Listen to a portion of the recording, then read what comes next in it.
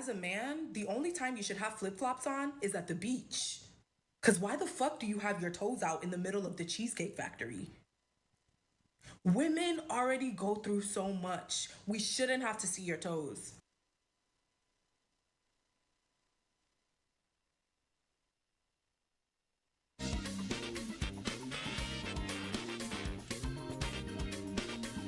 Right, welcome into a Friday edition of the Jordy Culotta Show, driven and powered by Go Chevrolet.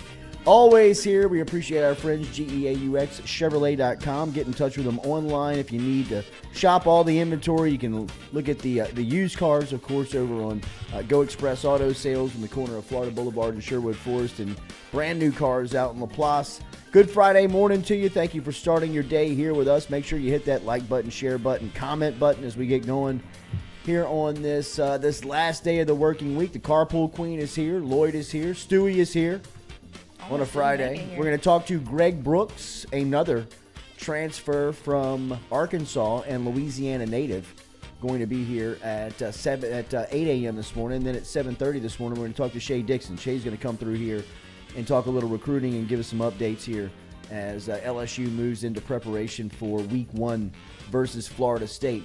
As always, there is still an opportunity for you to attend that game. If you don't have tickets yet, our friends over at Caesar Sportsbook is going to give you an opportunity. You see that QR code on the top right of your screen. If you just hit that QR code and use the promo code JCLSU15, JCLSU15, you'll have a chance to be entered to win for 4 tickets, which will be announced next week from our friends over at Caesars. And tonight we'll be inside of the Caesar Suite. Katie and I and David and Kelly will all be over at the Caesar Superdome for the New Orleans Saints versus the Los Angeles Chargers. We also we talked to Ross Jackson yesterday, and hopefully we'll get a chance to see some of these guys, these headliners. I'm feeling it. I feel like Tyrann Mathieu's going to play a little bit. I think we're going to see him. That's what Ross said yesterday, that Tyrann wants to play. Yeah. Well, I mean, I don't think that is up for debate. You know, I mean, I think he's always. That's what I'm saying. He's one of the guys that you're going to have to be like, Tyrann, you're not playing. And he's like going to try to run out there and get a rep regardless. Tyrann, you're not playing. Like Tyrann, you know, like. You know you can't go out there. He's like, I'm going to sneak one in. Maybe I'll run down on kick, you know? I just want to see what him and Marcus May look like playing next to one another. Really. I mean, I think that Saints defense is, I mean, legitimately, they feel like almost a top 5 defense in the league. I mean, On names alone. Right. I mean, on just star power. I mean, you hadn't even thought about, like, what a guy like Peyton Turner. I don't even really count, like, Davenport in there. You know what I mean? Like.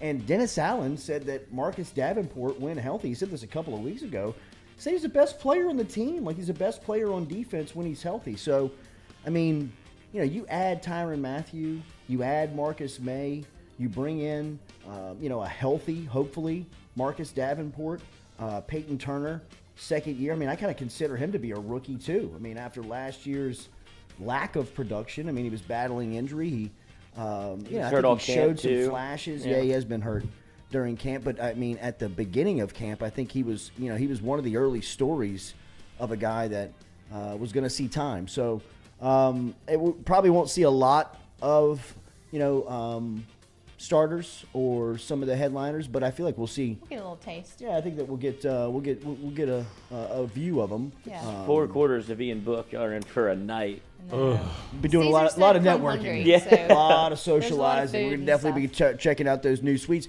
Really, I'm fired up to see the dome. Me too. I mean, are y'all going to be in the lower? I got to I imagine at Caesars. But, I mean, they got the name on the roof. Right. You know what I mean? I got to imagine their suites probably I have set up. But yes, it is a field level suite. That's what I was looking. Because those are new this year, correct?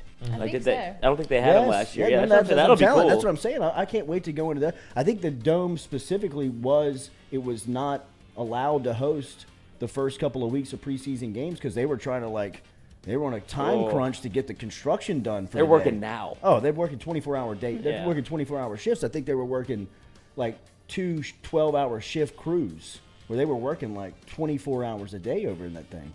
It's amazing that you can still run out of time. Like, we have a very firm date, and it's like, okay, let's go That's how 24 we hours. operate, I know, that's so- what I'm saying. I know exactly how it happens. Like to be that Totally contractor normal. sleeping this week. Yeah.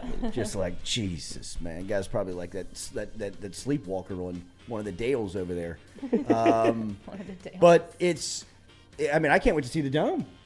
I mean, Yeah, It'd be really. awesome. Dome looks great. You know? I'll tell you. I haven't been to this. I don't know the last You went time in. I've You been went to in the for Saints game. For that practice the other day, it was that was my first I mean, time did it like feel on 2022? I mean, that's the Yes. deal. They're trying to like update it Yeah. to make it feel like a modern day stadium. It felt really updated and modern, and like you talked about the suites, like it just looks great. Like it looks way better than the old Dome for sure. Oh yeah. So I think they. Louisiana Fest is on Saturday too. Y'all gonna hit that? Is it in the Dome? It's in Champion Square. Mm. Trying real hard to talk David into Stay taking in me the to night? that, but Katie, what? You it's think gonna it's a be bad idea yeah, to go to that because it's outside? it's gonna be crazy. What do you mean crazy? Like it's gonna be a Like lot of gun- young gun people. crazy? No, just like a lot of young people. What's that matter? It's not your crowd. Every concert I go to is a lot of young people. I have to beg people to go to concerts with me. I had to force David to go to Yo Gotti with me last time. Kate, see, that's what I'm saying. Like that's Well, I mean, that's what I like to go to. I mean, if I know. find somebody to go, then I go. I'll go with you. I know. I'm grateful for all of y'all. Now I have people to go to concerts. with Special me. guest featuring Moneybag Yo, Yeah. Coil Ray, gonna be Babyface good. Ray, and Rob 49. Like that's Katie's crowd right there. Yeah. It's gonna be good. Babyface Ray. I just don't know if I can get David there. I'm gonna try. Tell him it's like something else. I already told him what it was. That would be awful. It's a country concert. Come on, Yeah. you're gonna love it. Tell him it's Garth Brooks. That's what The event starts at 3. What time do you think Lil Wayne performs? Oh, he ain't Oh, getting there God. till 7. Yeah. Yeah, 8. Like, Maybe. Maybe. He might not. 10. Yeah. God, 3 is too hot out there. But Oh, wait, someone just said they postponed it. Oh man. Thanks, y'all. Oh, Everybody October said they 29th. canceled it, Yeah, it's postponed on it. October That's 29th. better weather anyway. Yeah. Ooh, that's Halloween. So Lil weekend, Wayne got the too. whole thing moved back. He ain't playing. He ain't going there at 4 o'clock, Way 5 too o'clock, hot, 6 bro. o'clock. Make it in October. Yeah. last night was the debut of the Brian Kelly radio show, and again, as we've talked about a couple of times here, another show of change, right? With Kelly and his regime. Not only do you move the show from its regularly, or I say what it was scheduled in the middle of the week on Wednesday for so long, now it's on a Thursday night.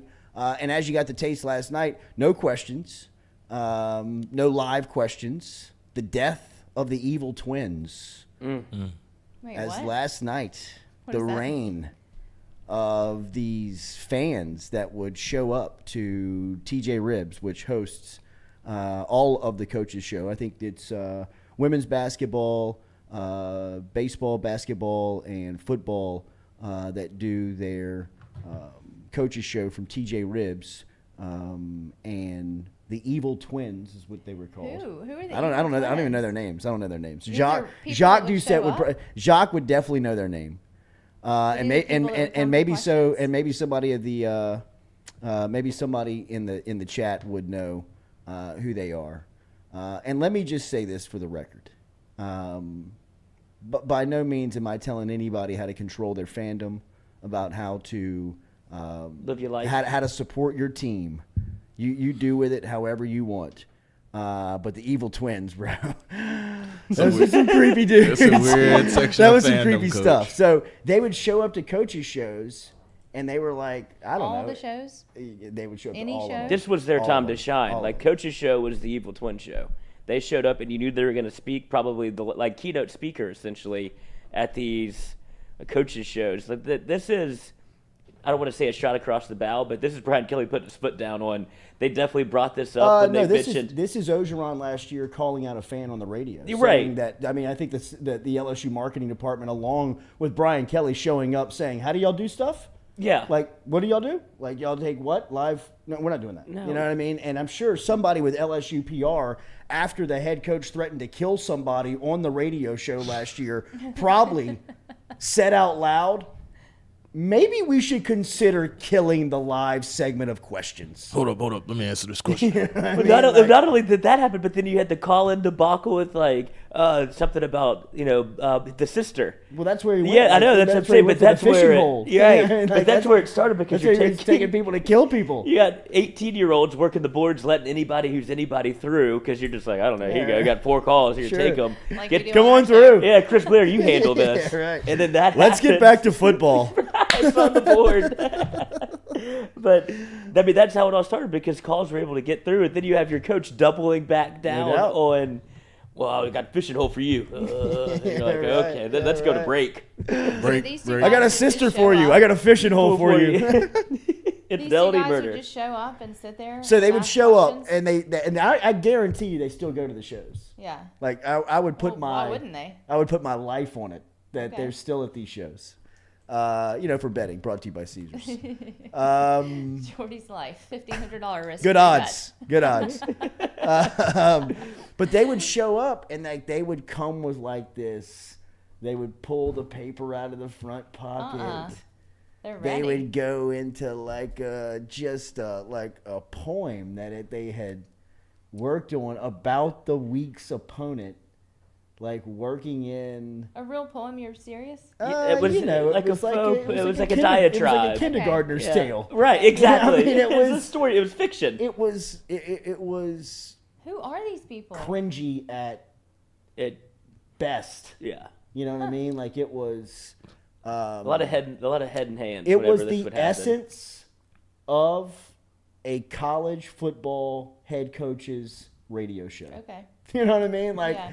it is the absolute, like, it would be the example of what you look at and be like, SEC fans. If you put it in a movie about LSU, you'd be like, "That's too on the nose." Are they like that grown doesn't seem adults? real. Grown Oh yeah. Yes. Oh These yeah. are Men adults. that would do this together? That's odd. Yeah.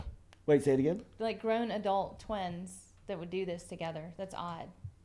It struck me. people as strange. Yeah.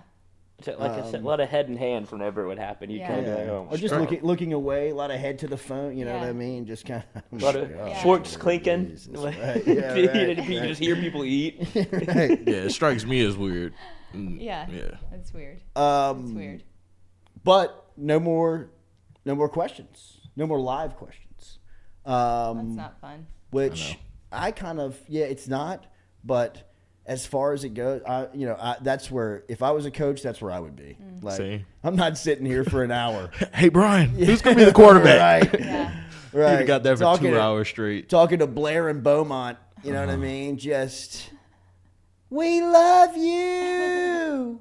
I mean, good Lord. Okay, next call. All right, lady. Talk to you next week. Love you too. That's weird. I didn't know. Kiss about the kids a twins. good night. No. And look, I don't know them at all. Like, I'm sure that they are very successful They and are. very cool. Jason says and they're very- big boosters and maybe lawyers. No, I mean, I'm sure they are. Oh. I'm sure they are. Might have a lawsuit on our hands. Oh God, are they Get listening ready. to us? Maybe. Talk to daddy. Oh, one is a vet. Huh. So they're like real people. Well, they With have jobs to and- I mean, they are real people. They showed I up mean, not every just weirdos that like emerge from their like twin apartment they live in from together. from and- the darkness. Yeah. Yeah, you get emails from them. They just come from the top ropes. We were talking about Mincy yesterday, and we got to report Mincy. They had a 2:00 full staff meeting at Barstool. What happened? It wasn't just for show. I kind of feel like it was. I don't. Well, I mean, after talking to Mincy last night, like he was in a totally different mental space. I know, probably because Dave like told him it was okay, right? Yeah. No, but I mean, like the way that he did that in front of the company was kind of like, we've been messing with you. It's kind of what he said. I mean, of course, I wasn't there, but think I it's get the covered. feeling from Mincy that it's all good. That's the perfect way to, I guess, if you would quote unquote punish, but put Mincy in a state Oh my of God. unknown with Dave Portnoy, and he Yeah. was like, "I'm on this apology tour," and I'm sure Portnoy was like, "Mincy, it's okay, Yeah, buddy." it was a little cringy. Yeah, they just let him cook though. They let him Yeah, go. They're I like, "Dude, think look at that this was, over I there." think that was kind of the play. Yeah, that I was think that was the- just kind of like. That's your punishment. Once you see how he reacted, you were like, "Oh, this could get good." Yeah, this You is know what I mean? content. Yeah, right. This is actually great. Yeah, just let him roll. He's deleting tweets. He's posted videos. He's He's taking walking them down. He's walking down Broadway into his phone. He tried to make himself throw up on the Yak, their afternoon radio show. He's like, he put on, he's like, I could throw up right now. And he was walking down the hall, and Big Cat grabs, he goes, you said you'd throw up? Would you throw up on the show? Like, is that how sick you are? He sticks his finger down his throat, and he starts to gag, and he's like, oh, he's like, Mitch, get out of here if you're actually going to throw up. And he's like, I'm sick. Oh, my God. He's just content for days. What's the latest, then? What's the update? The latest sounds like he's back in good standing. Okay. And that He proved his loyalty. I think he just kind of She let him come back home. it was just another day. You know, I mean, he was just kind of fighting for his spot, and everybody saw how much he loved. I mean, there's one thing that Mince has proven is that, I mean, he's in the perfect spot. I mean, he fits that brand, and he fits where he is, and he's owned it just about as good as any personality that they've hired. You know, really. I mean, I think that for the people, I mean, really, for as big as Barstool is, and it's a huge platform, how many people do you really know from the platform? Right. You know, genuinely. Yeah. You know, I mean, at least speaking from my point of view, I mean, Portnoy would be the leader of that, and then like Big Cat and Glenny Balls. yeah, I mean, like there's people like spaced out in there. You don't know all of them, right? Yeah, like you there's a don't lot know. of them, though. I mean, like for as much as you watch Barstool, you probably don't know every personality that they have. No, you couldn't. No, yeah. There's so many. But I would say that the majority of people that watch Barstool from whatever angle they do know who Mincy is. Yeah, because he pops it on 'Cause everything. he- He's so around on spread around. content. Well, he loves it. Yeah. You know, he loves the brand. So I think from Portnoy's standpoint, he's never really going to get rid of it. You know what I mean? I mean, which is why I think over the last 2 days, he's probably been like laughing at his desk, being like, "This is Look at this guy." You know what I mean? And Like, then, yeah, Mitzi's panicked, and Portnoy's on the other end going, like, this is exactly "You're why gonna I give him a hired raise." him. Yeah. Best like- week you've had all year, Mitzi. Watching him on the cameras, like, look at this guy. Watch him. He's stressing. Right, exactly. So I think everything's all good with Mincy. But to answer Roy Hill's question about Mincy coming on with his picks, we can't have Mincy on to do his picks anymore because of our relationship with Caesars and obviously Barstool kind of being competing entities of online gaming and gaming, which is legalized down here in the state of Louisiana, and that comes from Barstool's side, that comes from Mincy's side. That doesn't come. We've got no direction or any way, but it wouldn't make any sense for us to get picks from Mince off of another spread than what it would from our partners over at Caesars. But sadly, because of just the good content and conversation we would have with Mincy outside of the picks and the gambling, we can't really have him on anymore, which sucks. So, but I think that Mincy is in all good standing with what's going on up at Barstool, and I don't think that he's in any type of trouble to be outed over there. You tell us public penance. Yeah, right. Yeah, we saw. Okay, we're going to talk to Greg Brooks coming up here in a little bit. Greg Brooks is going to be here at 8 a.m. this morning. We'll also talk to Shea Dixon as we do every week here, and I know that we missed that earlier this week because of just kind of schedules overlapping and LSU practice, but Shea's going to be in studio with us during the show, so if you have a recruiting question, I know Taviano is a guy right now, the defensive back out of Texas. Everybody's curious about. He had his first game, I believe, last week or last night, and I saw he had an LSU bracelet on. So that is, that's a good sign. We'll ask Shea just kind of where LSU stands there. I was over at Woodlawn last night for what was going to be an epic atmosphere for Woodlawn and Madison Prep. We got there around 8 a.m. The schedule was running behind. Helen Cox and Estruma kicked off at the time that Woodlawn was set to kick off versus Madison Prep. And once the Estruma-Helen Cox game went final, the lightning storm really just kind of sat on top of the stadium, and they ultimately called the game off. But there was a scene that I'm sure many of you have seen by now, because I believe it was Jarrett Roser who put it out on Twitter. If you've not seen it, we had a couple of camera crew and people over there. By the way, we're working on a project, and I think we can announce this now. We're working on a project where we are going to document the next 6 weeks in the build-up to the Zachary Woodlawn game. We're going to form a YouTube channel around it. We'll have some social media around it, and we're going to drop it a little bit closer to that game because we want to shop it to some advertisers in the meantime. So we're going to build up a trailer. But last night, if you see Jarrett Roser, bring up Jarrett Roser's Twitter if you don't mind, Stewie, to the scene of last night of Madison Prep and Woodlawn before ultimately that game was called off. You see Darren DeQuano right there in that green polo shirt. If you start it from the top, Darren DeQuano is our videographer on this documentary. We've got a couple of guys working, but he's an executive producer, and we're getting full access to both Zachary and Woodlawn, and we'll have storylines on both sides of Ricky Collins and Eli Holstein and Kylan Jackson and Jordan Matthews and Marcus Randall and David Brewerton and all the things that are going up to the buildup of this October 6th showdown that'll be ultimately shown on an ESPN property. But last night, I mean, I wish they would have gotten the schedule right because they could have played that game if it would have kicked off at the time when it was supposed to kick off at 8 o'clock. And for whatever reason, that game was an hour and a half, an hour and 10, 20 minutes behind. And as soon as the Estruma Helen Cox game went final, the weather was just too bad. I mean, I was kind of standing next to the officials and Woodlawn's athletic director, and you could kind of hear the conversation where they were monitoring the lightning. And the rule is if lightning gets within 10 miles of the facility, then it's a 30-minute delay. And then every time a lightning bolt strikes, after that, it's another 30 minutes. And so both coaches, Madison Prep's head coach, Marcus Randall from Woodlawn, agreed that they would go to as late as 10 p.m.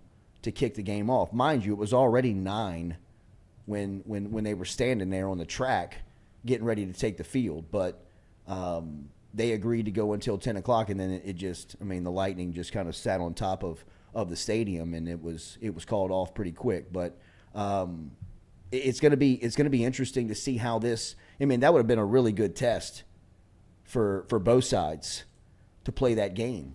And it's kind of the debate that we've talked a little bit about with LSU and Florida State. Florida State's playing a week 0 game this week versus Duquesne, right? They'll play that game tomorrow, and I don't know how much they'll show. I don't know how much they'll get out of it. It'll be almost like a glorified scrimmage. But one thing that they'll have the opportunity to do, and we talked about this, kind of going back to last year with UCLA. UCLA played a week 0 game before LSU showed up to Pasadena, and they beat Hawaii. It was in Hawaii. They beat Hawaii pretty handily, and they didn't show a lot, but they were able to go through just the pregame procedure, the game procedure, riding the bus, staying in the hotel, all of the stuff that kind of the little parts of a game weekend. Florida State will play that tomorrow. Is that a huge advantage for them? I don't know how big of an advantage it is, but it is, somewhat of a small advantage. It's something that they get to do that LSU doesn't get to do, right? And now Madison Prep and Woodlawn, who were, I'd imagine really looking forward to kind of going at each other for 12 minutes, running clock, jamboree, going to be pretty quick, but some stout competition. Game gets called off right there before it kicks, and, man, it was boiling up to be an atmosphere that, from a jamboree standards, you rarely can find, on a random Thursday night leading into the fall.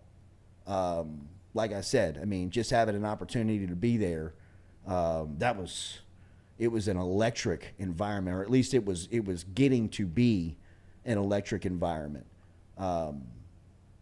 I don't know the logistics of how things work, especially in a jamboree where you've got different schools coming in. I saw Lester Ricard last night, who is like East Baton Rouge Parish's athletic director, and they're the ones that actually pay the officials for jamboree games, because there's not, like, different schools can actually host at other schools for jamborees. I mean, it was weird to see Helen Cox driving in to play Estruma's got a facility in North Baton Rouge. that they could have hosted at, but they were over at Woodlawn. How do you split the gate? How do you do that? All that stuff is kind of it's different for a jamboree game. And one thing that I've never seen this, but I'd imagine that somebody somewhere is answering for this, and I don't know what the chain of command is on something like this, and I don't want to speak out of turn, and I don't want to get anybody in trouble, but last night in the Helen Cox-Ostruma game, leading into the Woodlawn Madison prep game, they had a player who kicked the ball off. He was their kicker. He was number 7 for Helen Cox, kicks the ball off, runs down on the kickoff team, makes the tackle. On the first play of the game, he's a starting middle linebacker. Ostruma runs kind of like a stretch play. He kind of chases the running back down from behind, gets there and kind of gang tackles with some of his teammates. You can tell this kid's a player, is my point. On the second play of the game, he dislocates his leg. And when I'm telling you his leg looks like the letter Z, it was eerie. Little Jay and I are standing in the back of the end zone. Ostruma's heading away from us, but the ball's on like the 15-yard line. So they're standing, 20 yards away from us. And they run a play, and this kid comes up and, I don't know, got caught up in the wash, gets knocked down, and he's laying down. And from behind, he's laying up, and his leg is sitting like this, and it's heading that way, right? And he can't maneuver his leg to kind of straighten it out. And the blood-curdling scream that I heard come from just the ground. I mean, I had to remove my son, and try to get him away from that. Just because, man, I mean, it really did kind of drive me to an emotional kind of like, man, I just felt so bad for this kid on the second play of the jamboree to have his leg. Now, there were some reports last night that it was just a dislocation and not a break, which I think, would be the best case scenario. But the thing that I've never seen this, and again, I don't want to speak out of turn, I don't want to get anybody in trouble, but I've never seen this. There was no ambulance there. That's so weird. There was no, the kid laid on the field 10 minutes, and I'm telling you that the screams that were coming from this kid, I'll never forget. Like I could still hear them very vividly and see him laying there. And 8 people from each sideline came in and had to pick him up as a stretcher. How did they not? Now think have about this. an Now this ambulance? kid's leg it looks like it's snapped. Now That's the dangerous. Ostruma sideline did have an air cast that they put on him on the field, but still there was no mobile transport to move him anywhere. Right? And look, this atmosphere last night, I guarantee you've seen Woodlawn's parking lot. If you've not seen Woodlawn's parking lot, Woodlawn's facility, it's a 5A high school. It's, it's huge. The entire parking lot's filled up. The entire parking lot is just door to door with cars all the way to the street. So they get this kid off of the field and remove him to Ostruma's sideline, further away from the fence and the gate.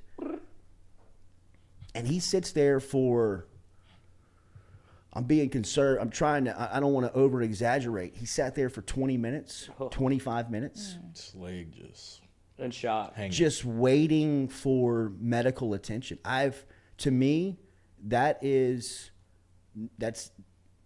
can't happen. Did he have a parent down there just losing their mind? I mean, I would have been. And his head coach on the way out, it was kind of crazy. He was walking out, and he kind of, and I was telling Jordan was still kind of in shock. just kind of bet. yeah. So was I. You know what I mean? And we were kind of talking about it, and I was telling Jordan just how that cannot happen. That can't happen.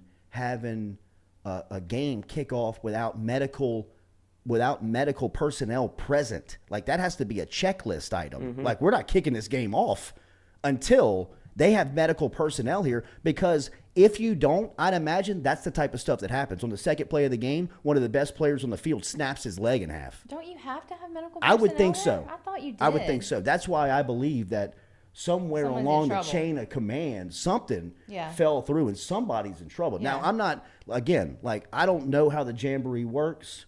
There's different teams that host and there's facilities and stuff like that. But as I'm walking out, I'm telling, Jordan and I are talking about it, and the head coach from Helen Cox is walking his team out. Yeah. And I can tell that he is just fuming. Yeah. Man, like he's fuming. Helen Cox, and he looks at me, goes, "You the guy from the radio?" And I said, "Yes, sir." He said, "You need to tell somebody about this." Well, you just did. He said, told "You need to everybody. tell somebody about this." Yeah. Because he didn't hear what I was talking about. He just kind of said to himself, he was like, he was telling somebody else, Yeah. you know, and I overheard him. I said, "You're right, coach." Yeah. And when he it's turned true. around, he said, "Are you that guy from the radio?" I said, "Yes, sir."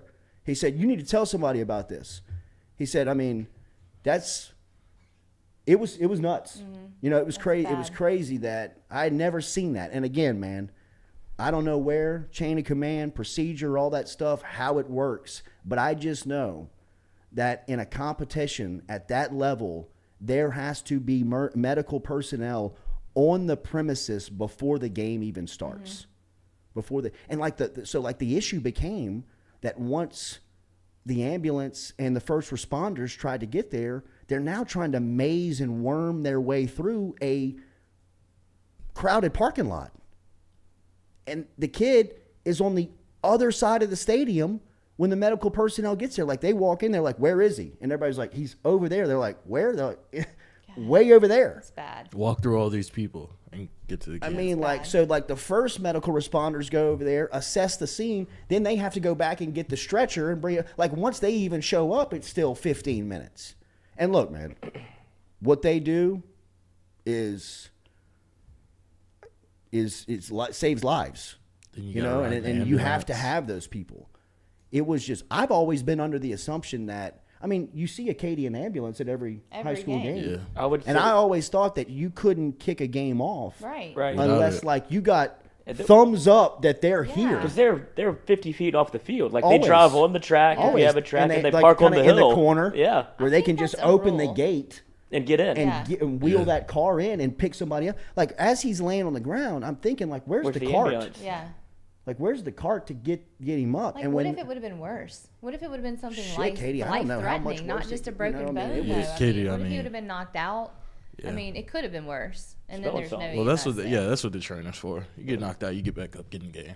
I guess, but it Got could your have been bell rung. worse. Yeah. And that would have been. You'll be all right. real But bad. to your point, whenever I worked at Northwestern State, there was times when we were like, hold everything up until the ambulance came in, like, or we would do like a scrimmage, anything like that, like I guess a de facto jamboree, and we would wait until the ambulance got there. Like, it's certainly, to your point, it's a checklist thing to where it's Yeah. like, Yes. we can't do anything until they get here. Right. And everybody, you would have people grumble, but it's like, Sorry. I'm telling you, you would rather Yeah, than be there's here a than reason not. for Like, it. yeah, there's an absolute reason for it. So that is, I don't know who's on what side it's on, but wires got crossed, and Yeah. that's a massive misunderstanding.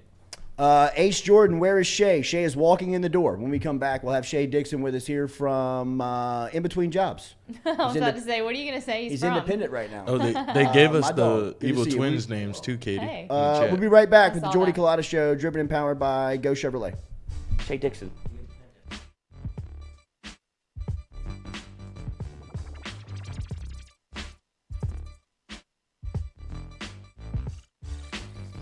Red Stick Sports, a local staple in Baton Rouge to all sports fans, was founded back in 1981 and has remained a family business for over 40 years. Today, they still have the great selection on the floor, but they're also a leader in custom apparel for businesses, sports teams, and other groups. Take it from us, everybody over here at FM Digital Media. They help us out with all of our apparel. Let them help you out today. Go ask for Cody over at Red Stick Sports. Check him out online at redsticksports.biz.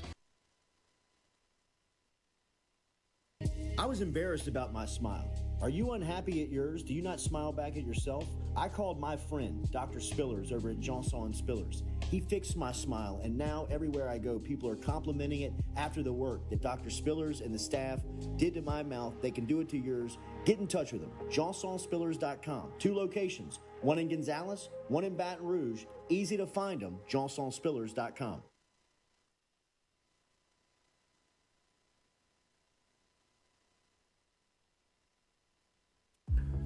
We love the crew over at Fresh Chef Kitchen. Chef Shane and his crew dropping off the meals every Monday here to FM Digital Media, whether it's breakfast, lunch, dinner. Me or the crew's going through our meals over at Fresh Chef Kitchen. Their weekly pre-order, freshly made meals, or you can walk into the cooler over there on Airline Highway. They have that fresh, same service over there at Fresh Chef Eats. FreshChefEats.com is where you can find them online.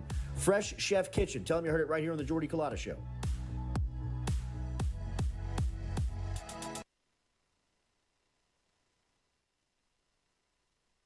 Hey Baton Rouge, when traveling through Natchez, Mississippi, whether you need to fill up your vehicle or your belly, stop by Go-Mart and On The Go Deli.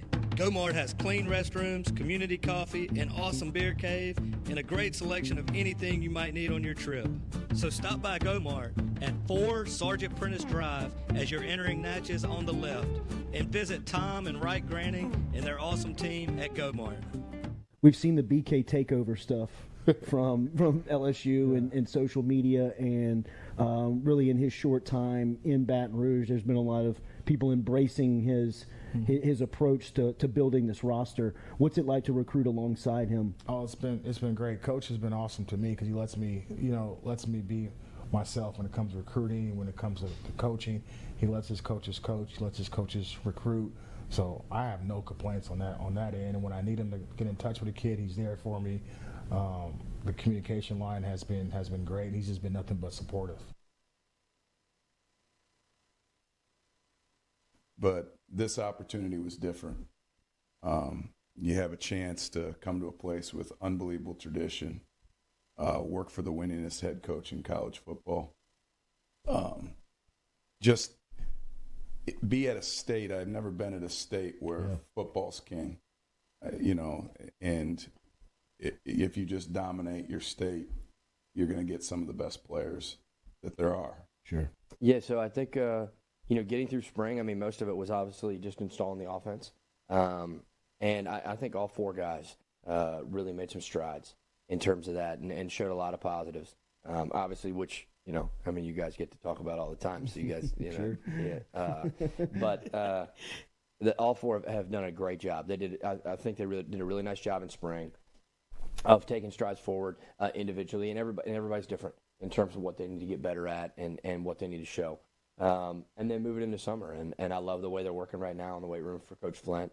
But like I said, I think spring a lot was everything was new for everybody.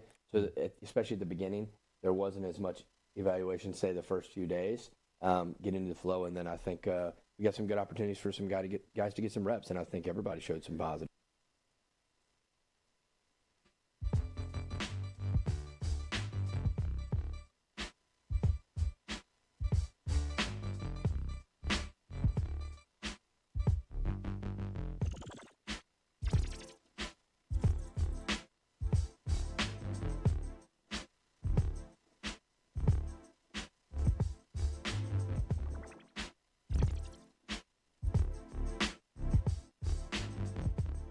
Welcome back here to a Friday edition of the Jordy Culotta Show. Stick around. Our friends from Iverstein's are going to be over here. Josh will be here cooking it up for us at 8:45. We'll start to talk tailgating. This football season is right around the corner. We were out at high school fields yesterday. Obviously, there'll be jamborees tonight. Hopefully, the rain. Was it raining all day? Is it raining all day? I'd imagine so. Is it Friday? Sweet. Why not? But we will talk to Greg Brooks coming up here. Greg's going to be here at 8:30. But Shea Dixon is now in studio with us. We missed our regular Wednesday segment with our guy who's in between jobs right now. Big announcement coming? Yeah. Can we tease something? And not Zalon's Zalon's herd's coming. But same day. To LSU? Big announcement. Yes. Big announcement.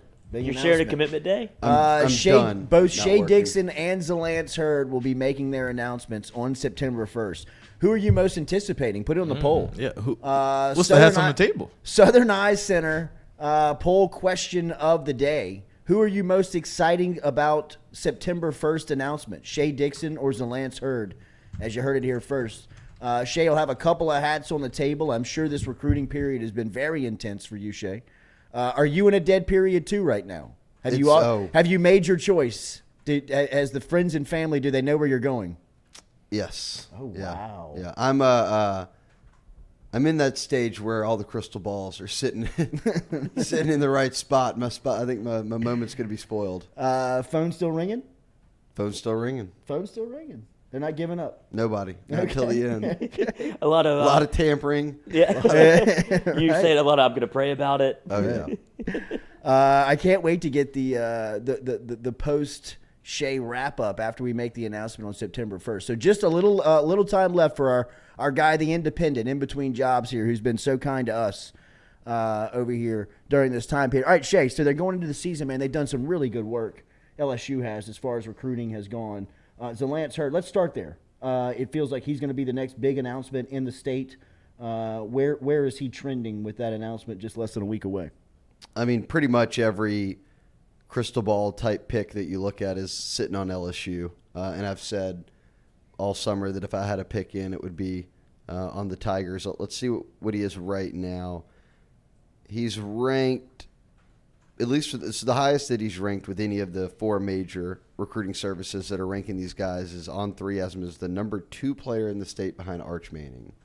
So that's the kind of dude you're talking about here, potentially getting. And number 3 offensive tackle in the country. I'm telling you, this between what Brad Davis was able to do to hold together what they had gotten last class, right, when they got Will Campbell, who's a starter, Emory Jones, who's being mentioned as a potential starter at some point this year, if he continues to develop and they need him and call upon him, he's in that mix.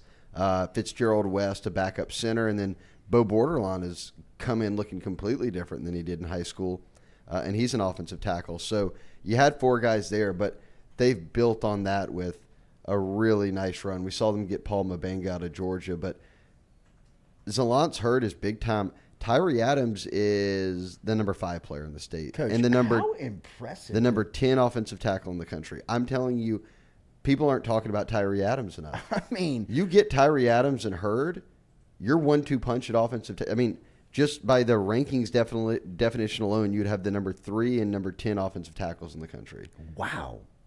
I mean, I had no idea that Tyree Adams, that dude, was that big and that dominant after watching his highlights last Friday night. I mean, he looks like a pro left tackle. Were you bundled up by the fire, watch some huddle? Yeah, huddled up. Another one of those film sessions. Yeah. Huddled up. Some sort of fire. I'm in the recruiting game. That's cool. Bro.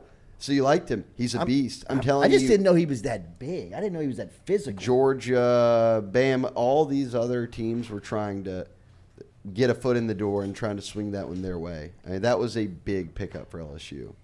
And Hurd would be too.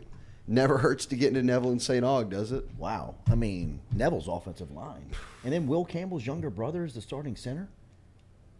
He looks like a killer too, bro. I'm going to imagine he's out there on the farm as well. The full paint. And you got to think, with Will gone, this dude's doing double duty at home on the farm, moving hay. Imagine Will being your older brother and Bull's your dad. Like, I don't think I'm going to be – Mama ain't raised no bitch. Like, he's going to be tough as nails. I saw Will, the younger brother, like the starting center at Neville, like tweeted out a picture of him petting petting the family dog or something.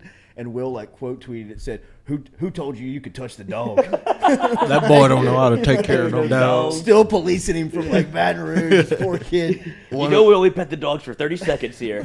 Don't show any affection. One of my favorite photos, I don't know how we would even find it. It might have been some Instagram post or something. But last year during the season, obviously Will Campbell's on the team.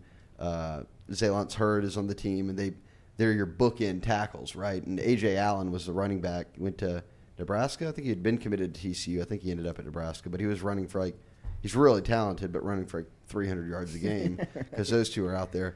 Well, it was like the LSU bomb squad days. The O-line, the Neville O-line had posted like a real hard up jail group photo. Like everyone was just not smiling, and it's like three me's, and then those two dudes, Will and Zalance are just standing there like this, and the 3 me's are yeah, right. I'm with the big guns. Bob Squad. It's like all these dudes are for real 5'10", and then you've got these two. You're like, oh, those guys are going to college for sure. Oh, that's the D1 guys. I mean, dude.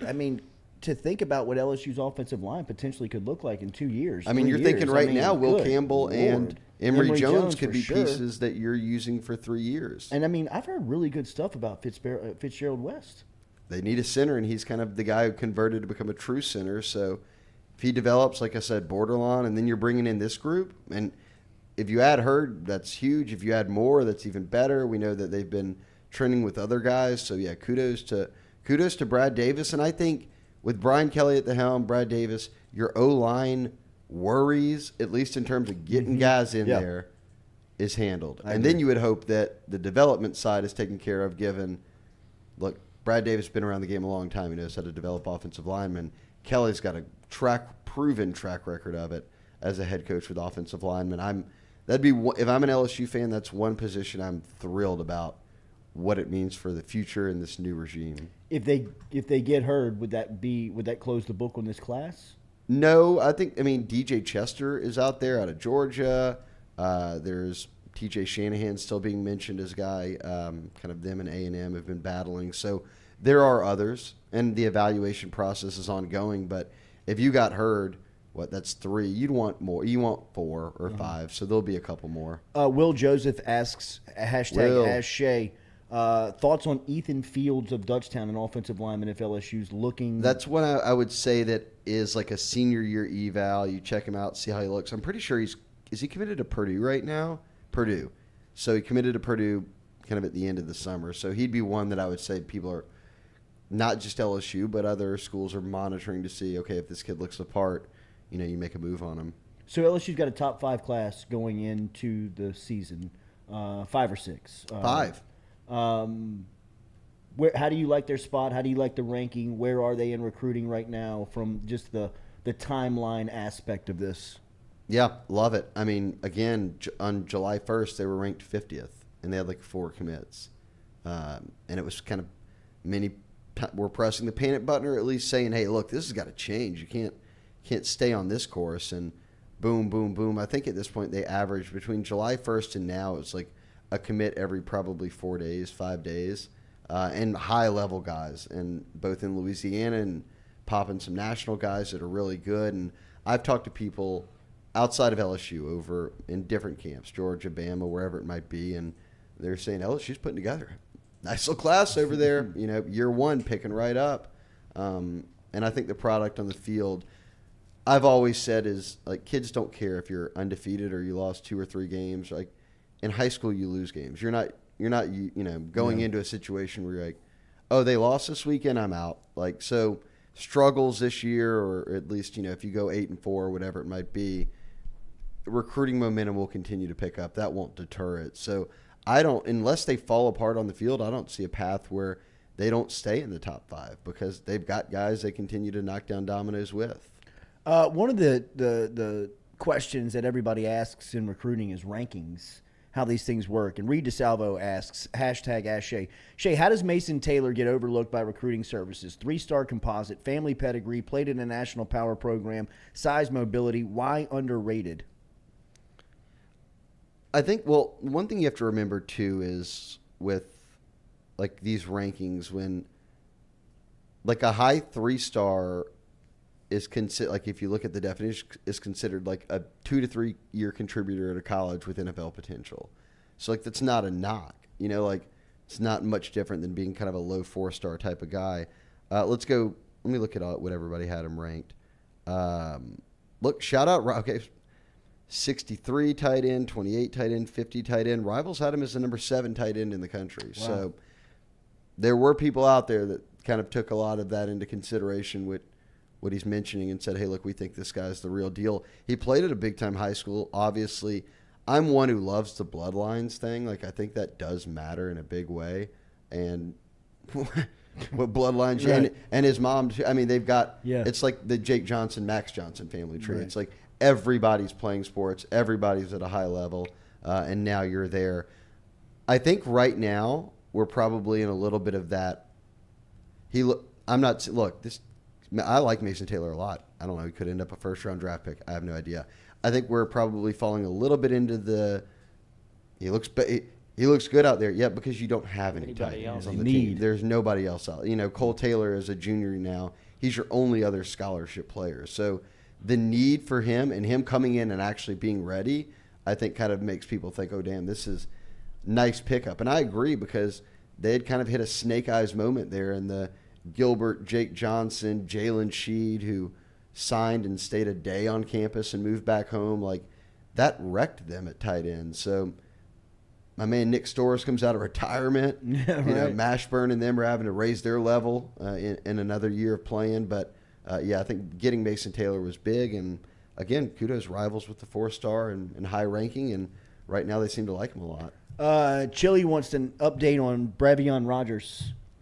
I don't think there is anything new. Okay, so he's the big corner out of Texas that had decommitted from Texas A&M, and LSU, Bama were kind of the teams that people were talking about coming out of LaGrange. But heavy recruiting predictions onto LSU. I mean, it's sort of been surging since he decommitted. So he's one I'm watching that they're recruiting really hard. I wouldn't say that it's a given that he ends up at LSU, but in my mind, LSU's the team that's in front right now, and they don't have that top 5 corner, top 50 overall prospect, which is what LSU's very used to. They don't have that in the class right now, not rankings-wise. So Rogers would fill a huge, what I would consider to be an immediate need, considering they're on rent a cornerback right now from every college across the country. These guys are all 23. They're about to be done playing college ball. You got to find a way to restock that corner room in a hurry. Captain Crown, hashtag Ash My Shea. man, Captain Crown. Javion Taviano is visiting September 10th to LSU, along with 2024 number 1 edge rusher Colin Simmons. How do you like where LSU stands with both? Yeah, Simmons is a guy I think LSU's trending on early, just because they've done a really good job of getting in there. The staff has been all over him. And again, coming out of the Lone Star State, I think it's tough to recruit those guys if you don't get in early and get a relationship with them and kind of sell the program. And he's made some trips already, so I know that was big news. But with Toviano, I could buy. It's like A&M, Texas, LSU. No, I don't think anybody thinks he's going to go to Michigan, but I could buy what, again, if you're the recruiting prediction machine, has LSU out front by a good little margin. And there was a time where it seemed like things had sort of cooled down a bit, and he keeps things very close to the chest. So, like, there's not a lot that he's going to tip off. He could be leaning one way, and you don't really even know it. But the dialogue he has with the current players and commits and kind of top targets involving LSU is about as good as you can ask for. I mean, if the hashtag Toviano stuff is soon to begin for sure, because he's kind of one of those guys that they've really circled in Texas alongside Rogers as DBs they want. And you could look at the commit list. They have a ton of DBs committed, safety, corner, whatever it might be, but you just keep going. You're not telling the number 5 safety in the country, we don't have room. You're not telling the number 5 corner in the country, we don't have room. You're doubling down and saying whenever you want in, you're in. And I think that's kind of where they're at with those guys. And I'll make another point, and a shout-out to Captain Crown, who's just been, for me, who's been out of the loop all summer. I kind of check different things, Tiger droppings, whatever it might be. My man grinds. Big fan of us on the show. Big fan of the show. Asked this week when it was dropping. I told him Wednesday. That was a lie. So I'm here to apologize, but he's back. I'm sure that went over well on Tiger dropping. Hey, well, Crown's got my back. So okay. But yes, big fight fan the good fight, Crown. Big fan of the show, and he'll transcribe this whole interview right here and post it for the good people. So sweet. Yep. Fuck the mouth breathers. Shout out to Crown. Transcribe that. Shout out. He'll skip that part. Keep it PC, brother. It wasn't aggressive. Right? He skips that That's part. fine. But yeah, no, they're right at the 7:56 mark. Those I'll pay the fine. No. I'm saying for him to mark it timestamp it. I'm not going to be the fine police. The Tovianos and the Rogers are the type of guys. If you want to stay in the top 5 or maybe move up some, if that's what kind of matters to you as a fan, you want to see them getting guys like Rogers and Toviano. And I'll make a side point here because you mentioned they're coming in for games. This new staff does want guys to official for games, to come in for games. And strategically, which I didn't disagree with before with Orgeron and even less, it was, we don't get to spend a lot of time with them, so come in for an unofficial, but save your official for when we've got a lot of time. I don't think this staff is going to say no to officials during the season, and then it becomes about having to make time or at least do the best you can. But I think Brian Kelly and them are all for like, let's sell the atmosphere of Tiger Stadium. Like, like Les had been around forever. Orgeron knew it. I think these guys are kind of enamored by, well, we've never had that as a recruiting tool, so how can we use it? So I would expect a lot of guys in for games this year. More, and I'm not saying it's right or wrong. I think both ways are fine, but this staff is going to prioritize getting guys in for games. Official visitors. And I think that Tiger Stadium is going to make a comeback this year because heard it here first. They're ranked outside of the top 25. I mean, this is usually the that's what makes it a little more fun to watch. Right. I mean, kind of build that hunger. I mean, you kind of build, and for the first time in a long time, LSU is they're the hunter. You know, I mean, they're kind of, they have the opportunity. I mean, many years in a row, they would only play one game where they weren't favored. Yeah. Right. Might not be favored in many this year. Right. I mean, if Vegas thinks you're winning 7 games, that means you're about to not be favored in almost half of them. Makes it more fun to watch. I agree. And I still think that you'll have people into the stands third and fourth quarter, of games. I think that was kind of a mentality that was built from being I'll say a one favorite. thing. And I guess not COVID was a tough year, but 21 certainly. The students stepped it up. Mm-hmm. Like the students were staying till the end. We're packing it out. So shout out there. I don't know if that's like a balcony Bengals thing. Whoever's leading the charge there. But it's just a student thing. Just a student thing. They came out. So I would think if the students bring that again this year, that's something that should a hat tip to. There's going to be so much intrigue around the games. Like you said, there's no expectation really. There is expectation, but if LSU loses, it doesn't feel like end of the world scenario. It's like, all right, let's see how you kind of will see the fan base grow with the team. It feels like it's the reset button almost. When I was thinking of like ranking, like what games am I most excited to see this year? I think I've got the Southern game like number 2 on my list. And how have they never played? It's crazy. I mean, that's cool for the city. It's crazy. And if they pep rally it up, or have the two kind of campuses blending together for whatever sort of pep rallies or events of the week. That whole week is going to be. And it's a Baton Rouge themed thing. I think that's cool. I mean, I'm for stretching out for it right now. I'm for it. It's gonna be. I cannot believe those teams have never played just before. The tailgating, the entertainment, just the halftime city. show will be on fire. The halftime show is really kind of what I'm most fired up about. A lot of water. Yeah. What have they announced the time of that game yet? I mean, I think it's obviously at 6:30. Yeah, you'd have to, I think probably did night game. Yeah, for sure. All right, make sure and hit that like button, share button, comment button. Anything you're watching as far as recruiting goes right now. So what, we're jamboreed out this weekend, Yeah. still, and then getting closer to actual football season. But I will say, and we'll talk about it more on the show as we go through things, but this is a good year for people in the Baton Rouge area, certainly, to get out and see a game, see a future Tiger play, because you got Woodlawn, you got Catholic, you got Zachary, you got Liberty, Magnet with Caleb Jackson. A lot of these teams will play. U-High has a ton of kids, and a lot of these teams play each other. So I'll do the homework for everybody. I'll find some must-see Friday night games this year for people to go out and see. Well, and somebody was asking in the chat a couple of weeks ago that they were coming in on a Friday. They were coming in for a weekend, and they were asking like what they should do.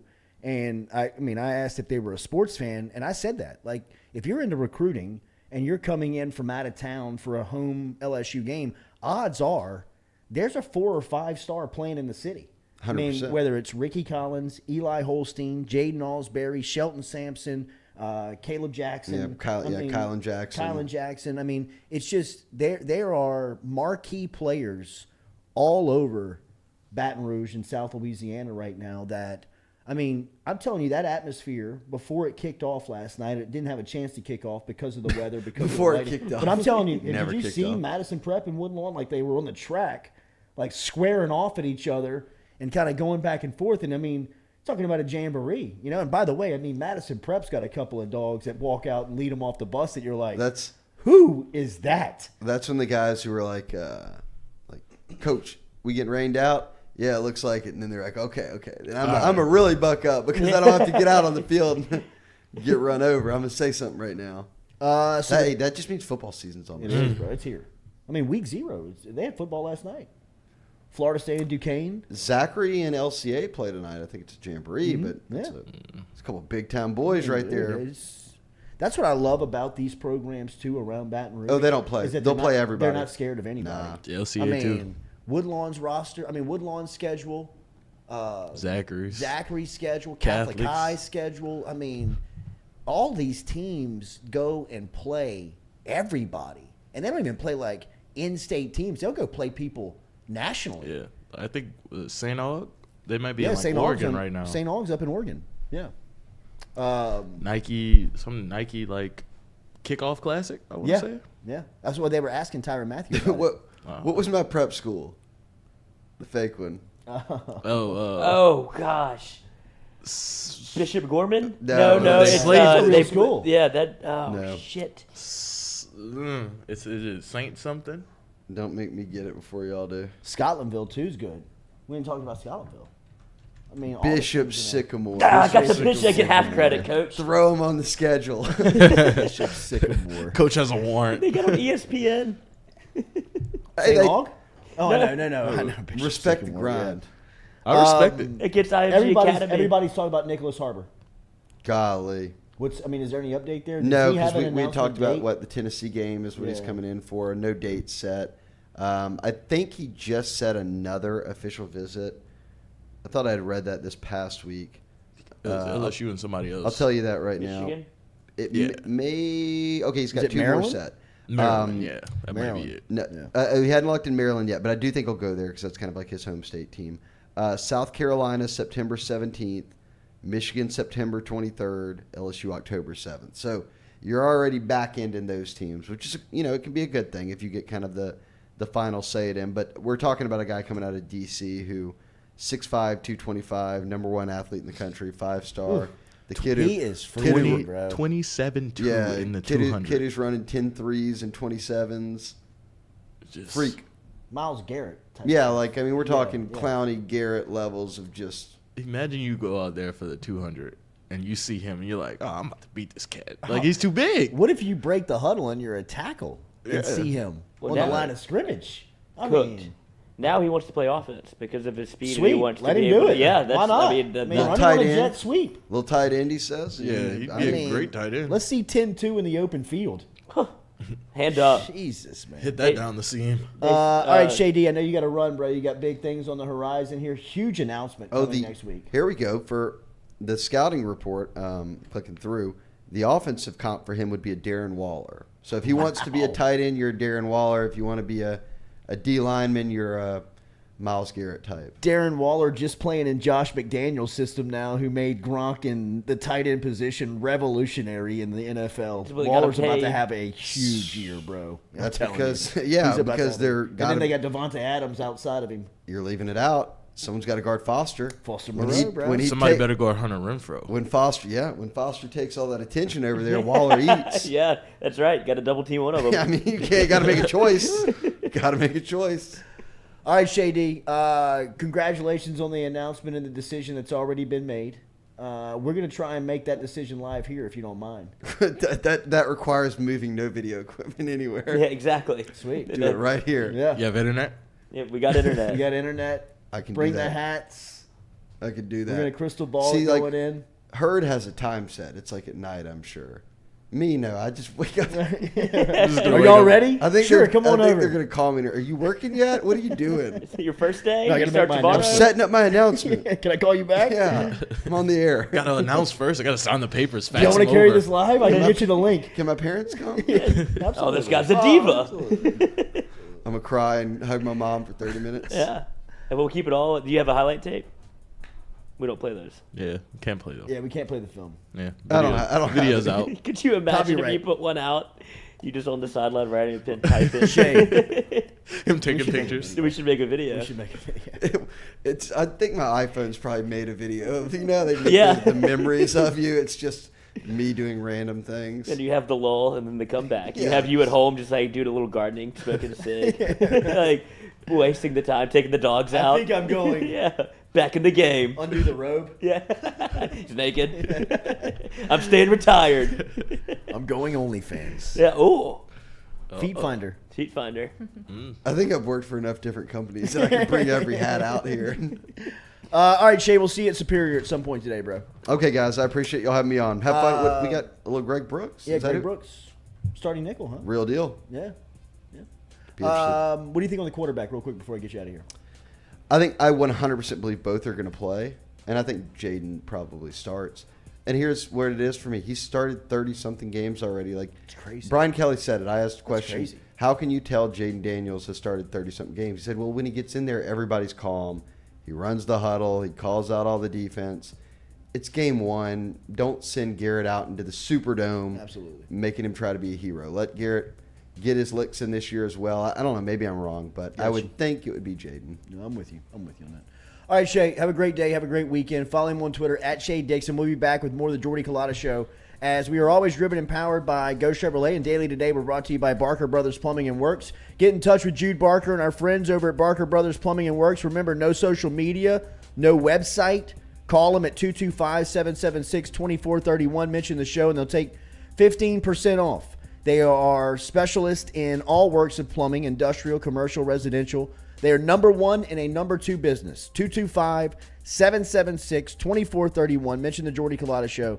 Save yourself 15%. We'll be back. Greg Brooks coming up here in 20 minutes as we roll on here on this Friday. Compliments of Go Chevrolet.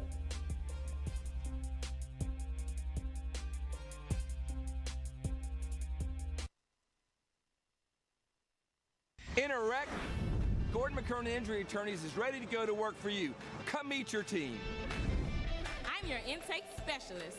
I coordinate your case and connect you with your attorney and paralegal. That's us, your legal team. Thanks. And we'll fight to get you every dollar you deserve.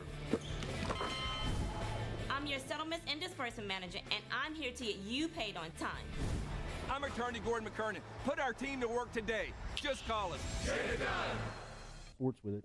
It's just like anything else. I mean, I don't want to get into hyperbole, but it's, everything is. I mean, frankly, I'm still worried more about concussions. We don't talk about it much anymore, but, we've kind of helped solve it in a lot of ways and make the game a lot safer.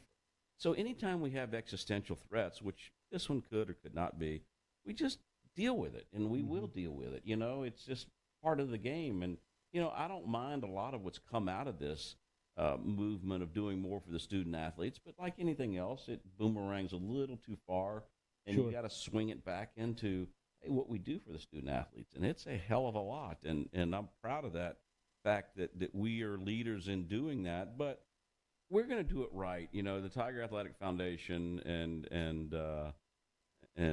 in partnership, obviously, hand in hand with what we do, funded a master plan study because I wanted to see, hey, what we needed, and I just didn't want my opinion. I've been a few places, and I have a good one, I think, but you just want to see how and what our needs are, and so we're in that process of looking at it, and obviously the PMAC is 50 years old this year, and probably needs some updating. It's got good bones, and maybe we can see what we can do with that. Same thing with all that, property that we have both down Nicholson and where we are currently on Nicholson and North Stadium. Is that, hey, is this the proper use and best use for that? Mm-hmm. And hand in hand with the university and what we do with TAF, we'll make those decisions, and we'll be prudent and thinking about what and how we do. Yeah, it's kind of weird in a perverse way, Jordy. You know me well, is that I kind of relish it. I do like it. I'm one of the few people that embraces it, and we're very lucky at LSU to have it, to be where we are and to be able to do that. I mean, I can't say that for everyone in the business because it is unsettling in a lot of ways, but for us, change is a good thing, and I think we're going to be the beneficiary of it, and it's not gonna stop. It's just going to keep on going. Yeah. And I'd be lying to you if I told you I had a crystal ball and could tell you what was going on, what's going to happen. But we're going to be here, and we're going to embrace it, and we're going to take advantage of it the best we can.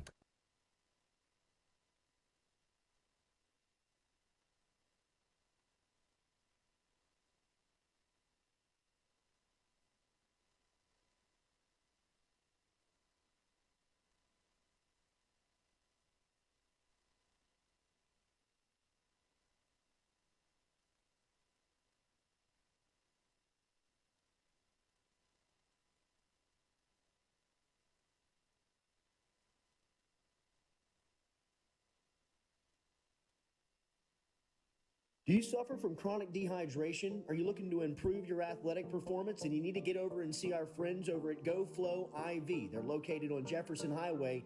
Easy to find them online at GEAUXFlowIV.com. Make sure and use the promo code Jordy Culotta Show. If you do, they'll take 15% off of your initial visit. Check them out online, GEAUXFlowIV.com. I was excited to come to a top level program. I've been at a lot of great places, been very fortunate in my career, but to really say that you have an opportunity every year, once we get it rolling, to win a national championship.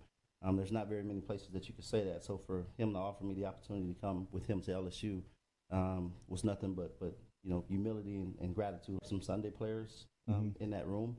But again, it's got to be the total package, the total process of buy-in, of understanding what we're trying to get done, of figuring out how we want it to get done, but also allowing those guys to be able to play with instincts. For example, I think Jay Ward is long and athletic. He's very versatile. He's played corner, played nickel, played safety. Very excited about Joe Fouché, one of the transfer guys that we came in because he has a dimension of physicality. Major Burns. Fortunate enough that he was able to come back home. Again, he's long, he's athletic, so he gives you flexibility between both field and boundary safeties.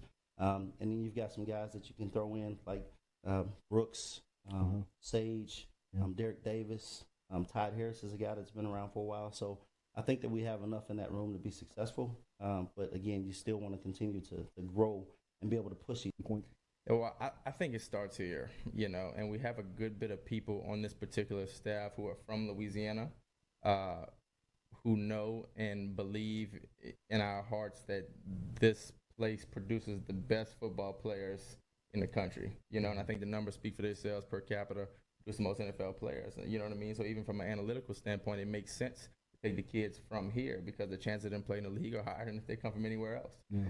I think our brand is super powerful, so we will have to recruit at a national level, or there's really no reason that we shouldn't, you know what I mean? Because if we can get a top player from another state who can help us win a championship, then of course, right? But I think it starts right here in Louisiana and then right here in Baton Rouge. There's some really good players who are still available that are right here in Baton Rouge.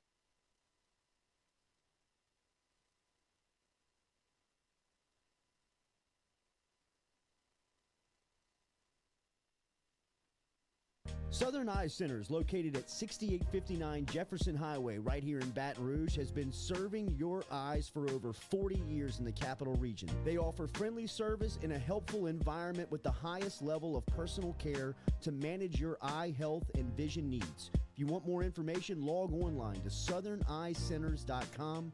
That is southerneyecenters.com. Stop in and check out their beautiful office located on Jefferson Highway right here in the capital city. And remember, each time you walk in there and you mention the Jordy Culotta Show, Dr. Ann Shaw and Southern Eye Centers will take 25% off of their fantastic selection of sunglasses. All you got to do is mention the Jordy Culotta Show. Check them out, southerneyecenters.com, and located at 6859 Jefferson Highway.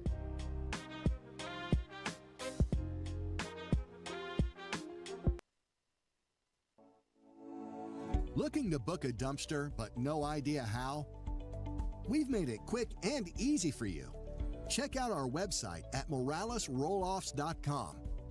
Let Morales Rolloffs know your desired delivery date, and finally, provide your contact details. To make payment, look out for an email invoice with all your booking details. On delivery day, our driver will notify you through text and email that your dumpster is ready and on the way. Now you know how easy and convenient it is. Call Morales Rolloffs at 225-427-0000 for your dumpster.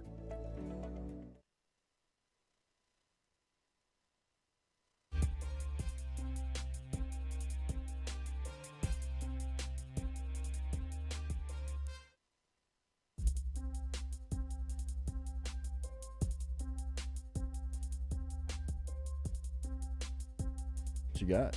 All right, welcome back here to the Jordy Culotta Show, driven and powered by Go Chevrolet on this Friday. Looking forward to Josh from Iverstein stopping by here before we get out of here at 9 a.m. He'll be cooking us something good up from our friends over at Iverstein. Stop and see him inside the Perkins Crossing Shopping Center over there, and Katie's going to tell you about Nyla Threads, Yeah, the pull up T-shirt our- company with all the cool graphics. He's like, hold on.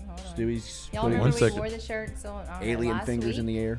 I got the best shirt, the vintage Jordan shirt. You had Ken Griffey, I think. Ken Griffey, little snug. You had the legend. Yeah, yours was a little snug. snug. That's because everyone else took all the sizes. snug. Before Everybody you got took to the it. large. You still look good at it though. Like, you know, that was probably a pretty good ego Guns check in terms busting of out like, his sleeves. hey, I fit in this thing. Like, I know it's not my preferred style, but I can still squeeze in here and get a little pump in if I need Then I looked to. like I was sitting sideways on the bus. Yeah. Trying not to take up all the seat. Yeah, Keep pulling on the Keep shirt. fixing the. My midriff is showing. Right. Very uncomfortable here. Yeah, you can't tell. You stretch the shirt out before you get on. Is it a schmedium? Yeah, it is, you nerds. Ron finally got his shirt yesterday. Ron got his shirt. He saw me. Yeah, he saw me wear it. He's like, "Let me get that." What'd Ronnie go with? He got Matthew the and Landry. Yeah, He yeah. took Lloyd's legend shirt. Yeah. That's a Everybody classic. took He it. said for the hose, and I was like, "Rod, if that's all right, you can have it." Yeah. How can I say no to that, How can Ron? I say no, Ron? You can check out his Instagram page and see all the shirts. Look at those. Who got that? Dennis Rodman. Jamil. Jamil. Yeah. Sneaky and they one have seed. the new Burrow Chase shirt that just came out. That's awesome. I'm sure everybody wants that. You can click on it, shop through his Instagram, or you can go to nylathreads.com and use the code Jordy20 to get 20% off of your entire order through September 15th. And you can also email Chris at nylathreads@yahoo.com and ask him about custom orders. Ooh, look at that little baby one. I like that too. There's the legends. I mean, he's got great stuff. Yeah, he's found his lane. He really has. Y'all crazy if y'all hadn't Little ordered Rod yet. Wave on Use the there code for you. Jordy20, 20% off through September 15th. Sweet. Go check him out. Nyla Threads. They were trying to make me log in. LSU is going to have to pay James Craig upwards of $490,000, as that was a judgment served yesterday by state judge Wilson Fields inside of a Baton Rouge courtroom, where the judge ordered the university to pay former offensive line coach James Craig more than $492,945 Thursday morning, according to court minutes. LSU sought to terminate that contract when it fired Craig back in 2021.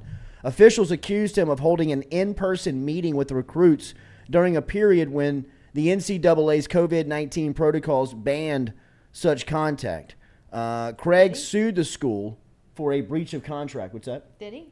I'd imagine that he probably did, but it was never deemed by the NCAA that he broke the law, that he broke a rule.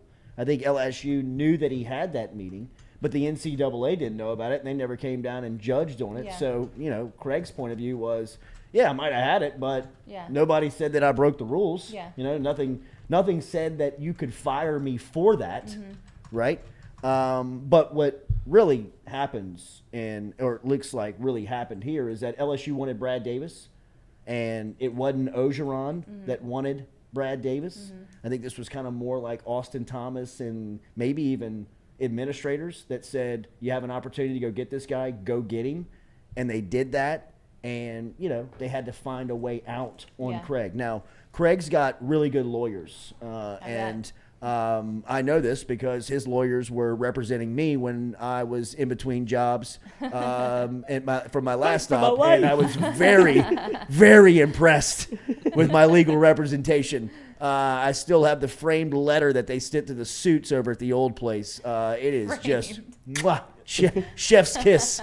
So when I saw that Craig was being represented by this legal team, and it's not the lawyer that's actually quoted in the story and in the PR, that LSU is probably going to be in some trouble here, because once it was explained to you legally, from the legal standpoint, you could see that kind of LSU was, they kind of were kind of hold the bag a little bit. You know what I mean? Like it wasn't, from a legal standpoint, going to work out for them. I think ultimately they just wanted to move on from Craig, the coach, and Ogeron was so tied, and he was a frat brother. You know what I mean? Like the story goes, and I got the story from somebody that knows how it went down, was that when Ed Ogeron issued the letter to Craig, I mean, he was like crying his eyes out. He was like brother. Bawling his eyes out at this table, letting him know that he was going to have to let him go, while everybody else was kind of standing behind Ogeron arms folded, like, get your stuff and get the hell out of here. Got Brad Davis on line 2. Well, not Brad Davis on line 2. Brad Davis in the parking lot waiting to take your office. Yeah, like, clean the office out, like, sir. get all your stuff out. Brad Davis is here. Where's your brown box? Yes. Put your Super Bowl trophy in there, your Super Bowl ring. So Craig has since been hired, and why the judgment actually was awarded $500,000. But the reason why it's not $500,000 is because Craig actually got an NFL job with the San Francisco 49ers. So and it just happened. So the amount of money that's been compensated there will be relieved. So it's in that 500 settlement. minus that. That's what equals the 492, 945. Yeah. That's so odd. Yeah, man. What That's a weird just number. the terms of the contract. Oh yeah. Yeah. I guess what he's been paid from San Francisco. You're saying? Yeah. Yeah. Right. Must But be like I nice. said, he hadn't been there long. In fact, it says the amount LSU must pay after Thursday's ruling grants Craig the balance of his contract with the university from that period of June of 21 through March of 22. It's minus payments from several weeks in spring of 22 where he had begun working for the San Francisco 49ers. So LSU's got to pay out here. I think when you legally read this case, I don't know if this is really surprising to see. I think behind closed doors, LSU probably should have just paid Craig 10 months ago and just said, beat it. Here's $1 million. Yeah, absolutely. Get out the door. Absolutely. Here's $250,000. We'll just call it even. You walk. Call your right? buddy Ed and get some money from him. We gave him 20. He'd Yeah. probably break you off a piece. Yeah, he'd give you $1 If million. he really likes you. Yeah. Yeah. If y'all are really Ask friends. your boy. A lot of Call people. Derek. A lot of people still sucking on that teat. Yeah, I'd imagine so. You know what I mean? Got another. Yeah, I mean, right. Ed is too. Yeah. Dad, can I get my weekly allowance? I've got to pay my phone bill. Yeah. Here you go. Yeah, working college football life. And he's just rolling around in Miami. He would bounce around to, where else was he? He was at UL, He was Notre at Dame. UL, Yeah. Notre Dame. Absolutely. Go What's he up Irish. to? Go Raging Cajuns. to? Go Oh? Canes. Yeah. He's probably. Go Canes. Are your DMs open? You can find out real quick. Yeah, right. Open those up to the public. You can find out. Who's that? Who's that right there? Ace Jordan. What did James Craig do to get run out of town? He couldn't recruit. Sucked at his job. Yeah, he couldn't recruit. I mean, if you looked at LSU's offensive line woes last season of just having a lack of personnel, not having the guys, that was because of just a lot of swing and misses on the recruiting trail. I mean, you got to be able to connect on the recruiting trail. And once they get here, you got to be able to develop them. And for whatever reason, Craig at LSU it was a mismatch. It just didn't feel right. And Craig came from the NFL. He was on that Denver team that won Super Bowl 50 with Peyton Manning that beat Cam Newton and the Panthers.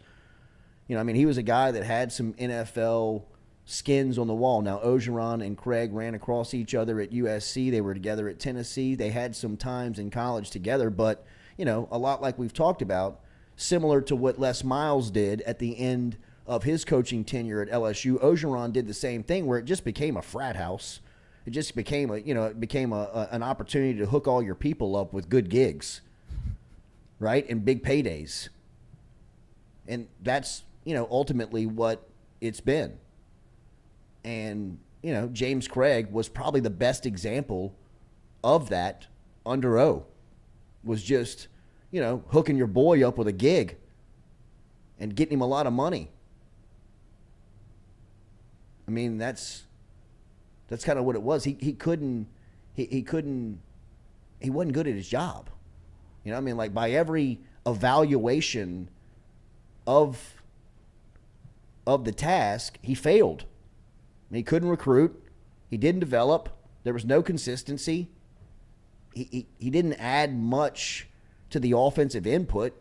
You think Joe Brady and Steve Ensminger were looking over at James Craig when they were getting ready for that 2019 season when they were offensively game planning? No, Joe Brady was telling James Craig, this is what we're going to do. In fact, I think I've told it here a couple of times. I know this firsthand. If Joe Brady would have been hired in 2020 as the offensive coordinator, the first move he told Ed Orgeron he was going to make was that he was firing James Craig. And Orgeron, the Joe Moore Award coach winner? Yes, the Joe Moore Award coach winner. He's terrible at his job. He doesn't know how to scheme anything in the run game. There's nothing that he gives us that we have of great value to look at him and say, hey, we got to have that. Got to keep him. Well, how did he get a job with the 49ers then? He's like He's a an relationships offensive guy. line I mean, assistant. if There's he's that somebody terrible. in that organization that's worked with him before that says, I mean, the coaching community ain't nothing but a big Yeah. fraternity. Yeah. I mean, that's all it really I is. mean, you still got to be good at it, right? Yeah. I mean, Yeah, and I think, and look, NFL he's team. probably, and in the NFL, you need guys that are going to stay in the office from sun up to sundown, stay in the film room, make notes, break that stuff down that they can hand off to the offensive line coach and say, here's what I saw, right? And if you've been in football for, a lot of these guys have been there 15, 20, 25 years, I mean, you can do that stuff in your sleep, Yeah. right? I mean, it takes a alpha type personality to get out onto the field and be able to have these guys' attention and teach them a technique or something to change their game to make them better. They got to really look at you, trust you, believe in you, and you got to know what you're talking about because they'll smell that bullshit from a mile away. Right? And I think James Craig, when it just came down to it, when it came down to getting on the field, teaching people how to play, getting into the living room, recruiting people to come to LSU, it didn't feel right. It didn't, they looked at it and were like, I appreciate it, but we're probably going to go somewhere else. Yeah. And Tristan Lee is the prospect. He ended up at Clemson, right? And he came down here. Will you go grab Greg Brooks, please? Give him some gear, huh? And he gave him some gear. You know what I mean? Like this. He's gonna get some gear anyway. Right. Yeah. I mean, like you know how much that stuff happens. You know how many Every time. times little brothers and cousins Coach, I had and LSU gloves in high moms and school. aunts and people have shown up to get stuff. I mean, it's. That's not why he got fired. You know what I mean? Like, he didn't get fired for handing out gear. This They is a felt bad like they coach. had something on him that they could run him for cause, and then legally, it came out, and it's just not going to happen. All right, Greg Brooks is here. We're going to talk to him about fall camp. He is here. Compliments of our guy, Gordon McKernan. He is a part of the G Squad. We will talk to him about NIL deals. We'll talk to him about being back home in Louisiana as he is transferred in from Arkansas, and we'll ask him about the expectation for this Tiger team going into his senior season. Greg Brooks next here on the Jordy Culotta Show, driven and powered by Go Chevrolet.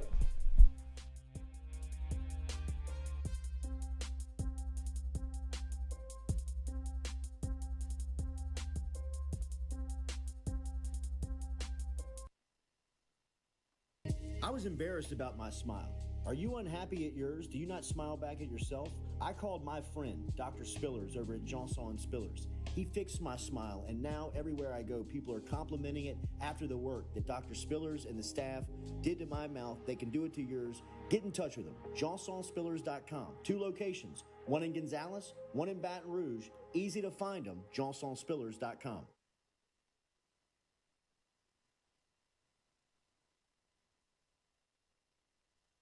We're all from different places and backgrounds. We've each experienced our own versions of life, but in the end, we're all on the same team. I'm part of that team, along with these players in purple and gold. Kayshawn Buddha, Malik Neighbors, Miles Frazier, Kyron Lacy, Greg Brooks. Whether on the field or in the courtroom, your team matters. So join our team.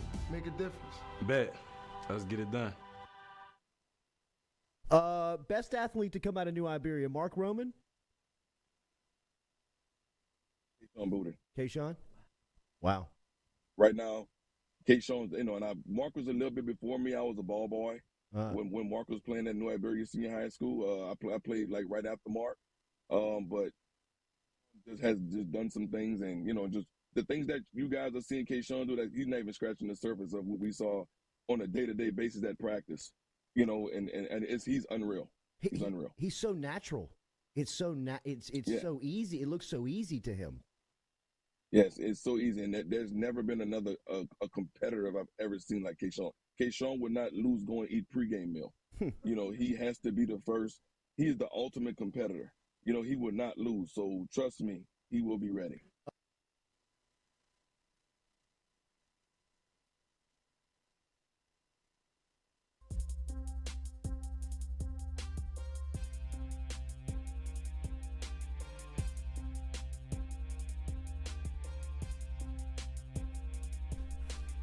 All right, welcome back here to the Jordy Culotta Show, driven and powered by Ghost Chevrolet. Shout out to our crew over at Dead Soxy. Remember our friends over at Dead Soxy, deadsoxy.com. If you want to pick up your custom designed socks today, including the LSU themed socks that you can grab over there. If you drop the promo code Jordy, you can save yourself up to 35% heading into football season over there, deadsoxy.com. All right, it's been awesome to talk to our crew from LSU, whether it's been the new coaches, new players, everybody coming through here. Greg Brooks is next in line to sit down here on set with us and talk about how he got back here to Louisiana, a Louisiana native, South Louisiana native out of New Orleans, out of Harvey, Louisiana, went to West Jeff, went on to Arkansas, had a really good SEC campaign up there, and now he's back home where he should be in purple and gold in the defensive backfield. Greg, thanks for joining us, man. Good morning. How are you? Appreciate y'all for having me. Absolutely. And another member of the G Squad, of Gordon McKernan's squad over there, which has been very helpful and influential throughout the NIL space. We'll get to all that. But, Greg, I ask everybody, man, who's come through here, because your team that you're playing on has so many new faces, right? Whether it's coaches, staffers, players, how everybody ended up back here. How did you end up back home? How did you end up back at LSU? You know, the main reason is just coming back home. You know, once I entered the transfer portal, LSU was the first school to offer me a scholarship, and I came on a visit with my family, just seeing them smile. I canceled all the rest of my visits. I literally canceled and just committed right on the spot. Just, you know, just knowing, being able to see them smile, you know, they could come see me whenever they want, just being an hour and a half away, you know, so it really meant a lot to me. What was your relationship like with LSU coming out of high school, coming out of West Jeff? What was your recruiting like during that time? You know, we had talks here and there, you know what I'm saying? They wanted me to camp, but I didn't come camp, so it just fell off with that, and it just, things ain't work out with LSU, so I'm glad it worked out now. How about Brian Kelly? What has it been like playing in his program? He's so fresh down here in Baton Rouge. He's new to the job. You're new here. What has been your what's been your thoughts in playing in his program? He's a great coach, you know what I'm saying? He pushes us every single day from things that like you wouldn't think matter. Like I wear an Oura ring to track how much I sleep every single night. So he pushes us and makes sure we complete our tasks each and every day, and he's helping us become a more disciplined football team since January. I mean, it's a crazy growth how far we come. Yeah, it is, and we've been able to kind of watch that process from the outside, and it seems like early on a lot of the growth was being made because of some of the internal stuff that was happening, like the SWAT teams. Mm-hmm. And I know that you're a captain of the SWAT team right now. From your evaluation, how has that helped kind of bring this team together in a very fast track? I feel like it's helped a lot because it's a competition between all the teams, you know what I'm saying? And competition always brings the best out of everybody. So people are going to fill out their questionnaires just so they can win for the week. You know, my team won this past week, so we got the gold shirts, you know what I'm saying? So I feel like that helped a lot. You know, it brings out competition, and it just makes everybody, you know, going forward and what we're trying to do and get it accomplished. So does the SWAT stay throughout the season? Like yes, even sir. Through the regular season? Yes, sir. Wow. Everything counts: school, nutrition, weight, everything. Who's on your? I mean, how many players on your team? It's 10 players on each team, including you. Yes, sir. And you're the leader of the squad. Yes, sir. Wow. So everything that would go on with your team, you would kind of be the spokesperson for. Like, so if somebody's not turning to doing their questionnaire, coaches are coming at you. Mm-hmm. Yes, sir. Wow. They were like, "Why the hell you ain't do that?" You know right. Y'all go group chat? I'd imagine get a group together. Yeah, I group chat. Questionnaires, everything. Make sure you get everything done. Do you draft your team, or do your team is assigned to you? We drafted the team in May. Wow. Mm-hmm. So you draft a SWAT team. Mm-hmm. Who was your first pick? My first pick was a guy named Lane Blue. Lane Blue. Baller. When you see how many points he bring, you'll see why I picked him. He's like the leaderboard. He does everything right. You know what I'm saying? From the weight room to the field to the academics, everything right. Wow. Joe Fouché was here earlier this week. Mm-hmm. Said y'all are roommates. Mm-hmm. Talked about y'all's time together at Arkansas. How cool is it to experience all of this together? Your time at Arkansas, coming back home, playing for the state school with one more season. You know, it means a lot. You know, me and Joe have a real strong relationship. You know what I'm saying? We've been roommates at Arkansas since I got there. You know, he's older than me. You know, he's like a big brother to me. You know what I'm saying? A lot of things he do, you know, you see him, you see me. You know what I'm saying? We're just glad that we're back home, and we actually have a shirt coming out. Nice. it's gonna be nice. Well, whenever it's ready, you come over here and you can promote it. Yes, sir. It seems like you found a very comfort level at the nickel back. Where are you right now as far as going into the season? It feels like you're the starting nickel on this team. Where are you at? Right now I've been working at nickel, but I've been also changing spots with Jay Ward. So certain packages I'll go to safety. Then when we go to our dime defense, I go to the dime. So it's a lot more different spots where we just interchange. Get me back in the middle of the field a lot. So they're really moving me around a lot, and I like it. Talk about Coach Steeples and Coach Cooks, just your defensive backs coaches, and kind of what it's been like to be with those guys and getting prepared to where you are now going into next week. Those guys are amazing. Coach Cooks and Coach Antonio, they push me every single day to be better. You know what I'm saying? For them, whether it's running to the ball, just little stuff like that makes a huge difference within the game of football. Yeah, absolutely. How have you seen this defense kind of grow over the last couple of weeks? I think a lot of people have a lot of high expectation for the LSU defense, probably for the group up front, but how do you see this unit kind of getting better? Our whole unit as a whole is going to be great. You know what I'm saying? Our whole secondary has playing experience within the SEC. So, I feel like it's going to be huge. And then with our D-line, everybody know that they're elite. So that just makes our job easy in the back. And our linebackers, they're coming along as well. What's it like under Matt House? It's great. You know what I'm saying? He's very technical. Even if you make a good play, like you could have did that, it could have been an even better play. You know what I'm saying? So I like how he's technical, bring that NFL style to college. You were one of the first transfers in. LSU cleaned up in the transfer portal. What's it like in the locker room? What was it like in the locker room, kind of bringing all those new faces together with experience? It's different than recruiting when you show up from high school. When you show up and you got 4 years of experience, bro. I mean, you played at a very high level of football. What was that transition like for you and the rest of the room coming in? You know what I'm saying? Everybody, they accepted us. You know what I'm saying? They just made us feel a part of the team. We hung out on the weekend and stuff like that, and it really was no different. By week 2, everything was cool. Yeah, dude, how fired up are you for next Sunday night to go back to New Orleans? Oh, man. Wearing LSU colors and starting on that defense in front of your home, in front of your family, and on national TV. Has your mind traveled there yet? What do you think about next week? I'm not gonna lie to you. I don't even think about next week. Really? I take every day, day by day. You know what I'm saying?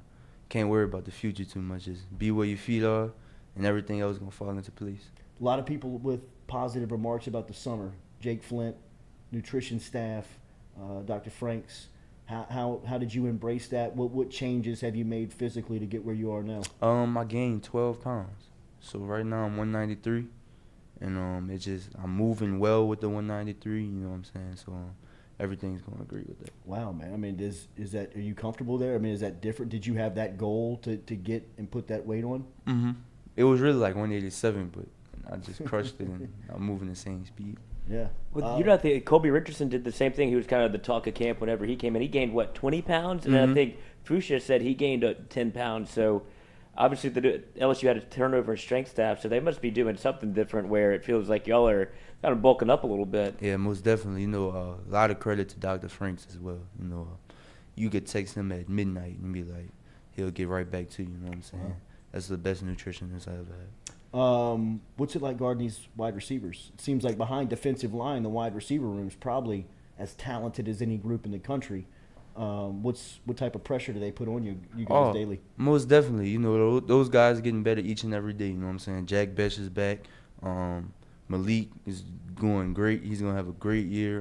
Kayshawn getting back into fluid things. You know what I'm saying? So I feel like our whole wide receiver room is going to be great this year. Malik slides down into the slot, which makes, gives him kind of a different type of point of view of the game. You routinely, I guess, as the nickel would be head up on those guys. What's he been like guarding him from that position? Malik's had a great fall camp. He's making me better. I'm making him better. You know what I'm saying? I just can't wait to see the show you're gonna put on this year. What's it like guarding these big tight ends now? I mean, that's kind of your role, right, in the defense, to kind of guard these guys that are going to be these hybrid type wide receivers with these bigger bodies. What's been that transition, or how has that part of the game maybe changed for you, the defender, over the last couple of years? Really, I think you would just be more physical, you know what I'm saying? The bigger bodies, you know what I'm saying? You can't just, let them run. Then the way tight ends are these days, they running 4.4s and stuff like that. So, I just feel like they're a bigger wide receiver and, just be more physical with them. What have you made of the quarterback competition? It's going great. Both of those guys are doing good, you know what I'm saying? Just like y'all, wait and see who's going to be the starting quarterback. Absolutely. NIL. I know that Gordon McKernan, he's a great friend of our show. He sponsors our show and does great work around the community. What has that been like for you? What does NIL bring to the game for you? I mean, you've kind of seen this thing change. You were recruited in a different time period. You played in a different time period, and it's changed kind of under your feet. What do you make of kind of where it is now? NIL, how I feel about it, I feel like it's, players deserve it, but I feel like recruiting-wise, it's kind of getting out of hand with that, you know what I'm saying? But NIL, we definitely deserve it, but they do need to tweak a few things. Yeah. What's the expectation for the team in the locker room? Outside, I mean, everybody, we talk about it all the time, and but we don't have any input in it. You're invested in it every single day. What do you guys kind of expect of yourselves this year as it's knocking on the door next week? I'm gonna just say graduate champion. Graduate champion. That's all I'm gonna say. My man, he's business first. I would like it. Yeah. I see why you're a leader of a SWAT team. Best of luck to you, bro. Appreciate you this season, man. I appreciate you stopping by here. It was great to meet you. Appreciate you having me. Absolutely. Greg Brooks, Louisiana native, New Orleans native, back home, representing LSU, getting ready for week 1 versus Florida State. Make sure and hit that like button, that share button, that comment button. We'll be back with more of the Jordy Culotta Show, driven and powered by Go Chevrolet.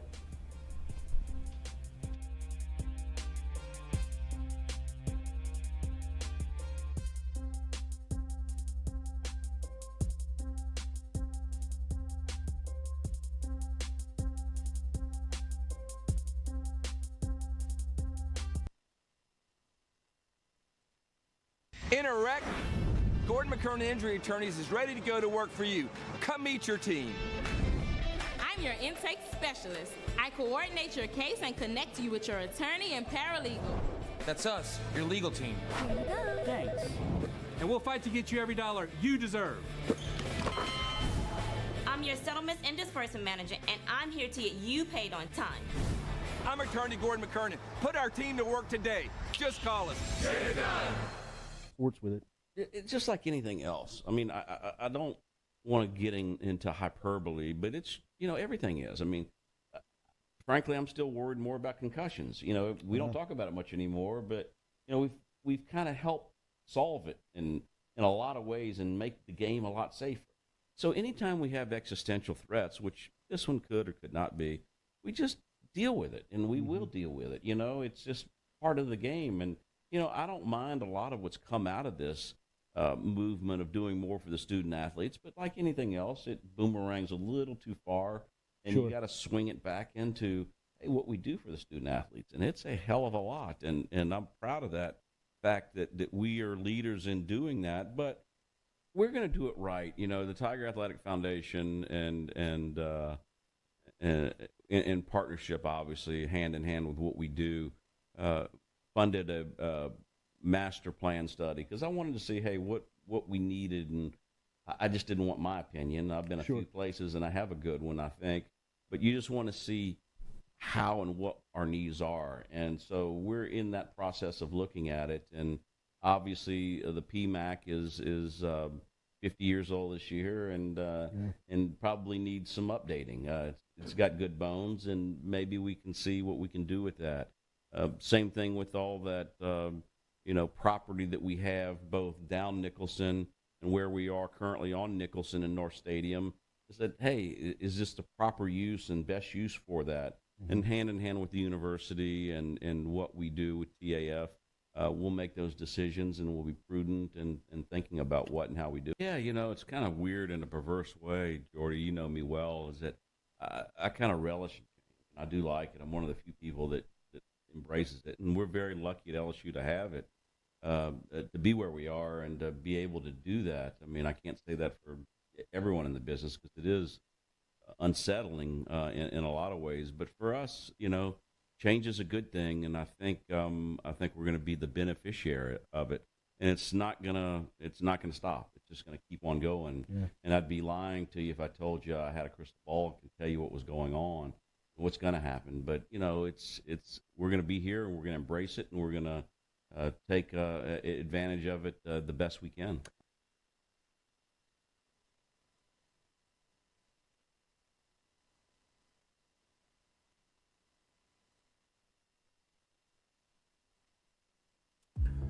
We love the crew over at Fresh Chef Kitchen. Chef Shane and his crew dropping off the meals every Monday here to FM Digital Media, whether it's breakfast, lunch, dinner.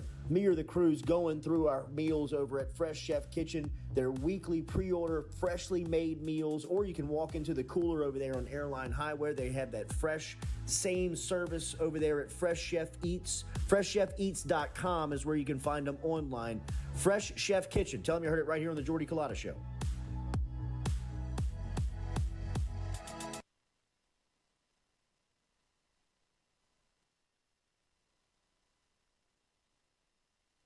Red Stick Sports, a local staple in Baton Rouge to all sports fans, was founded back in 1981 and has remained a family business for over 40 years. Today, they still have the great selection on the floor, but they're also a leader in custom apparel for businesses, sports teams, and other groups. Take it from us, everybody over here at FM Digital Media. They help us out with all of our apparel. Let them help you out today. Go ask for Cody over at Red Stick Sports. Check him out online at redsticksports.biz.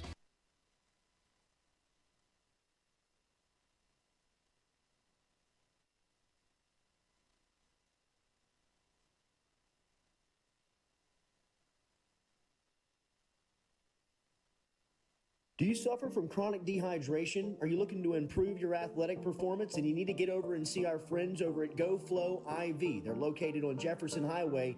Easy to find them online at GEAUXFlowIV.com. Make sure and use the promo code Jordy Culotta Show. If you do, they'll take 15% off of your initial visit. Check them out online, GEAUXFlowIV.com. I was excited to come to a top level program. I've been at a lot of great places, been very fortunate in my career, but to really say that you have an opportunity every year, once we get it rolling, to win a national championship. There's not very many places that you can say that. So for him to offer me the opportunity to come with him to LSU was nothing but humility and gratitude. Some Sunday players in that room. But again, it's got to be the total package, the total process of buy-in, of understanding what we're trying to get done, of figuring out how we want it to get done, but also allowing those guys to be able to play with instincts. For example, I think Jay Ward is long and athletic. He's very versatile. He's played corner, played nickel, played safety.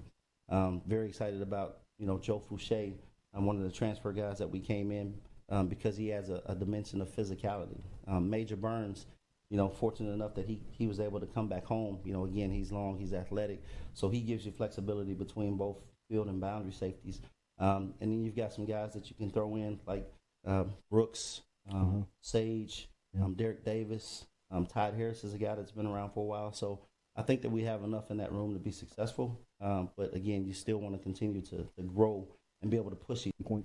Well, I think it starts here, and we have a good bit of people on this particular staff who are from Louisiana, who know and believe in our hearts that this place produces the best football players in the country, and I think the numbers speak for themselves per capita, produce the most NFL players, you know what I mean? So even from an analytical standpoint, it makes sense to take the kids from here because the chances of them playing in the league are higher than if they come from anywhere else. I think our brand is super powerful, so we will have to recruit at a national level, or there's really no reason that we shouldn't, you know what I mean? Because if we can get a top player from another state who can help us win a championship, then of course, right? But I think it starts right here in Louisiana and then right here in Baton Rouge. There's some really good players who are still available that are right here in Baton.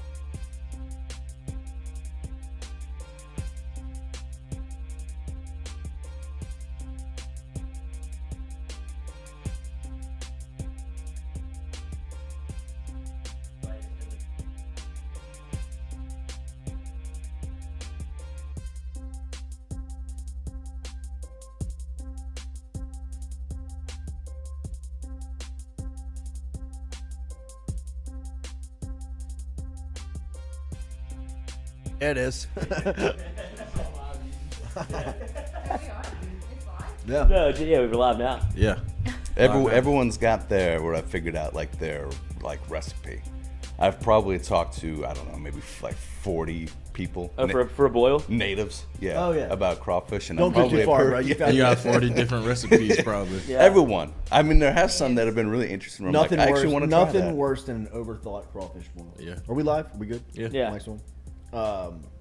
But nothing worse than an overthought crawfish boil. But you might have run into the one recipe you need. He's got it from, this is passed down from some mythical man that we haven't met. Yeah. That Jordy has perfected his recipe, and he's done it so confidently. He's boiled, 2 boils here? 2 boils. Yeah, they're And good. 2. Maybe even one out of season. Was it? The second one was probably a little out of season. Yeah, it was close. Yeah, what do they say? Like Valentine's and Mother's Day? Is that like the? Oh, I don't know. Mother's Day is usually like the Super Bowl Sunday. Yeah, it kind of like everyone goes out. Easter is maybe the unofficial, the beginning of Lent. There you go. Yeah, so not Easter. Good Friday. If So, I'm remembering my Josh, Catholicism. Can you get this in the cooler? Yeah. First Ready off, to tell go? them what we're eating. We're eating. Yeah. Oh, we're live. Not eating crawfish. Straight conversation. Yeah. We're just. we're eating crawfish bowls. You know where we are. We We're mentioned very- Easter, and I'm we're very like, comfortable. Yeah. It's the chili. With this chili. It's I very didn't even know cozy. we It's were good. I on. brought Yeah. chili today. We're continuing to go on our tailgate kick with football right around the corner, and I know y'all are excited. Had that little. DB on, Greg. Greg, That was like you're cool. still, to me. yeah, it's you now. Yeah, In it's the right lower there. third. I like it. Yeah. In my mind, I'm like, It could be me. It's Friday. You should be in school, right? Yeah, well, he's In class? They got classes Online. Online class. On Fridays. He just Not on Fridays. He just not any left- day that ends in Y. Who He goes actually to class left on Fridays. No, bro? no. The guy I'm cheating off of. Yeah. I used to have Friday classes, and I like a few of like the sciences were like 8 a.m. I used to go to my Friday class because the girls in there were hot. So There you go. There's So always a back to the motivation. chili. Whatever it takes. So Chili. you can get this in the freezer section. This is at our grab and go that I've Okay. been talking and raving about and kind of bringing some things in to show people. So I'm keeping with the tailgate theme. Chili, just take it out, thaw it a little bit the night before, or just chip it off in there and just melt it. However you want your experience to go. So it's in the frozen section. It's in the right? frozen section, yep. Cooking. So it's made and then. Did you add anything to it? It's just. I didn't. This is just Okay. straight how Damn. it comes from bro, this is our chef, our kitchen. Okay. I added the sour this is cream Obviously, cheese sour and the cream Fritos. and Yeah. Fritos. Jeez. I'd Off go the heavier shelf. on the Fritos. He Yeah, can't. me You too. went back. Jordy I went doubled back up. for Oh, seconds. you did? Yeah. I'd go heavier on the I'm Fritos. not really sure. I like to base the pour of Cheetos and then go over the top. Top of it. Okay. Cheetos, Fritos. I mean Fritos. I'm sorry. The one Cheetos thing would be super stoner, That man. is- that's a big- Oh, wait, we don't need shredded cheese. It's got the Right. cheese on the chip. It tastes good. There's cheese right here. You might be onto something. Get the puffs, bro. Get the puffs. I did I was stopping to get some grocery items, and I said the one thing I need, like I love raw onion on my chili. Oh yeah, it does taste Sprinkle good, it but on then you there. gotta Yeah. deal with that Okay, breath. well, the the rest of Ross's the was day. out. They were out, so you Little got green onion, spared. little parsley? Yeah, everything. What color? Jazz They it were up out a of little bit. onion?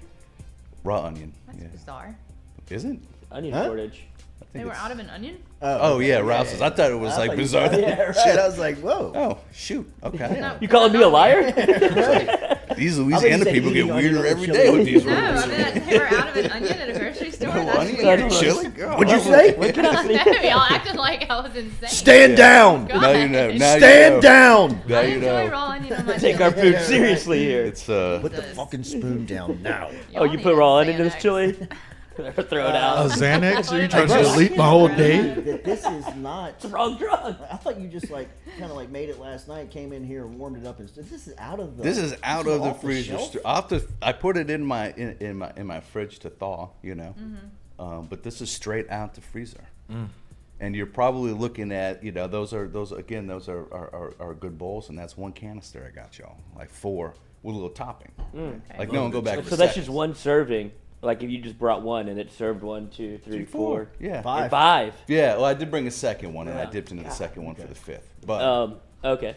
so if you were thinking of a smaller gathering for your tailgates or for your sporting event activities that are coming up, kind of keep that in mind. The I spaghetti. mean, I is want to similar. light the fireplace and watch AFC championship football right now. Absolutely. I'm watching the Bills and the Chiefs right now. Give me the Bills Chiefs What's right up? now, dude. Give me Burrow and Josh Allen. Fireplace going, maybe crack the window up just a little bit. 'Cause that cold air. yeah. Let that little cool air come Yeah. in. Lord. All the TV, the breath Little everywhere. Irish Yeah. chili. Oh, that's Oh. great. Little onion on the top. I'll keep every little Cheetos on the Fine, if they have it at the grocery store. if it's allowed. I mean, little Cheetos on the bottom. No onion for this one. If you want your breath to smell the rest of the night. every day I It's a come Sunday, in fireplace. Okay. and I need something to drink, and I'm like, is this my water from That's a month mine. ago? Yeah. Okay. You can drink it. Because it sits there every week, and I'm like, I You want need to play a little to. water roulette? Oh, we got a freshie. Oh, really? Yeah. Courtesy of True Blue Water. Spin the top. Okay. Yeah. That is fresh. I That's like fresh. it. There you go. Anything new happening over in Iverstein's right now? Butcher bundles. I had a parent at my son's football practice tell me that she was a avid watcher on Fridays. Okay. Because of the Iverstein segment. Wow. And that Is she signed up for the Butcher Bundle? she signed up for the Butcher Bundle last week. She's your new? mom. I guess so. Okay. What area? That would probably be the 808. Didn't know 70808. Give it more Kind specific. of Not mid from city. here. Mid city, like Still not Like specific Baton enough. Rouge? Don't know. It's not registered to him right now. What neighborhood? kind of like Goodwood government. Okay. Where Jersey Mike's is. Our Lady of Mercy. Oh man, that has a different area code. I guess. Jersey I'm terrible Mike's, at- that's the most random. I thought Dude, that place I- is fire. I thought everything from here to Shreveport to New Orleans was 225. Well, that's our area code, like phone number. They're Oh. talking about And the then there's zip zip code. Oh, the code. zip code. Yeah. He just ended with the last three of the zip code. Okay. 70808. Okay. Do The you hip zip. deliver? Do you The hip. hand deliver the butcher bundles? I delivered yesterday, so I was Okay. wondering because I had a few new people, Oh, so that might have been her. and I was like, wow. Home Alone. I just had a few in the Baton Rouge. I'll call it BR. The red stick. The stick. In there. But it was the fourth week is always my big week, primarily out in Zachary, Central, Walker, Denham, Livingston. They're ordering butcher bundles Yeah. out there? Emil McClellan got the Butcher Bundle from my dad for Father's Day. He absolutely loves it. It's a great gift idea. It's great. We have one time. I know I've mentioned it before. You don't have to sign up every month. We have people who will do a couple months out of the year and just pay as they go. A little bit more because I charge week you- to week? Yeah, Yeah, a little because I month to will. month It's more expensive because I charge you for the bag. I assume if you're doing it one time, I'm not going to get my freezer bag back. Yeah. So I charge you the cost of my Have you freezer ever bag. gotten somebody to send it back regardless? We have a few people who have done it for a while, very very nice and polite, and they've subscribed for like a year or more. You just put the bag back out. And yeah, you just put it back out Yeah. every Thursday. It's like- And they've canceled over line with me, and then they'll come in and they'll bring their, because they're not going to quit being customers. A lot of the time, it's just their freezers are full, and Yeah. but the one-offs are great. A lot of people do that. They Yeah. just kind of go every third month. They go and they buy a butcher bundle and have it delivered. We've got some new things. I know I mentioned it last week. I think we're going to have some choices. That's going to come up. The website's being coded as we speak. Nice. So there are going to be themed butcher bundles that are going to include all sorts of fun things, steaks, chops, but also like ribs and sausages and ground meat and burgers and stuff for your kind Chili. of chili, all these sort of things. Add-ons are always there, so it's always great. But yeah, those people deliver. I love going out to that area because I don't make it outside of Baton Rouge too often. So it's great to go out and see these fantastic areas. Yeah, absolutely. So along with the bundle, aren't you gonna do like a similar style for the tailgate package for football season? Yeah, and we this would have. be a part of that. Yeah. Absolutely. So what's the difference between like a chili and like a spaghetti sauce, or like the other thing that you have in the freezer, like your I guess bolognese? sauce? Yeah. Red gravy. I guess I think that was Soup. Yeah. I mean, one is goes on the spaghetti noodle. Right. No, I just wondered. Shit. I was just wondering what's the difference between the chili between day and night. Jeez. The sun's not up at Here we night. go. No onion, and I got to explain the difference between spaghetti and chili to this guy.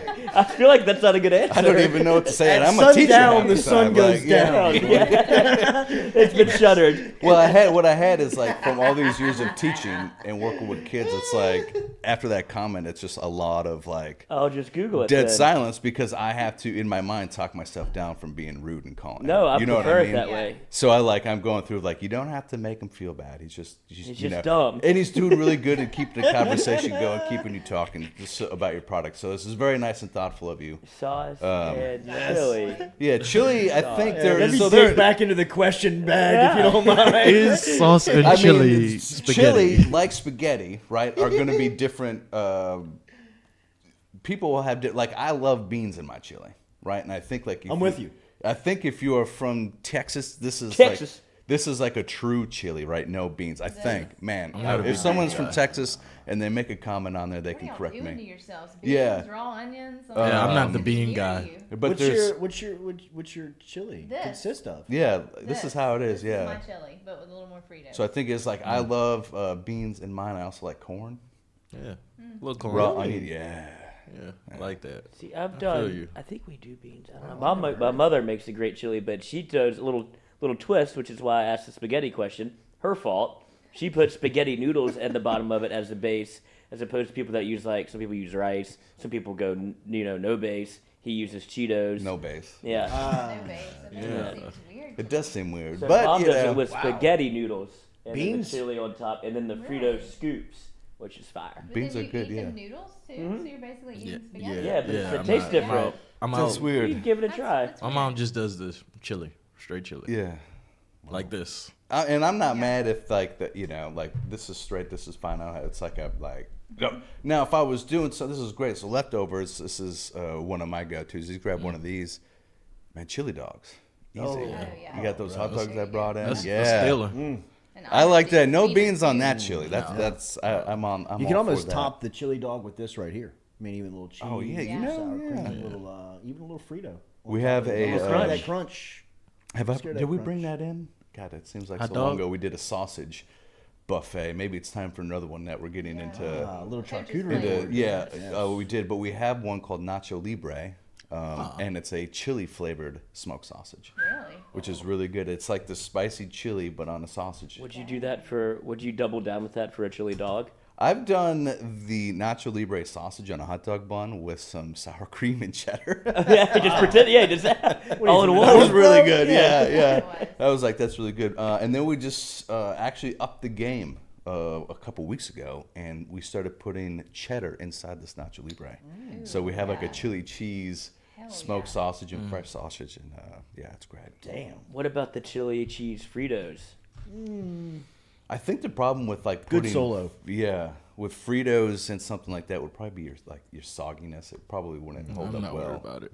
in a sausage. I mean, you could maybe do he's right. breadcrumb, but Did you mean in the sausage? No, I was talking about for chili. I wasn't talking about in the hot dog. Oh, okay. Somebody just said that in the chat. I'm sorry. Okay. No, I wouldn't. Yeah. Put it, I wouldn't put that. I wouldn't powder that up and put well, it after in your the last dog. question, I'm not sure what you're asking. I had to Google the difference between the sauces as the ingredients. Fantastic. Other than that, man, bundles is going great. We're kicking out more recipes and things out of the kitchen. Chef over at Iverstein's and Galen, these guys are, man, they're rocking. So, IversteinFarms.com.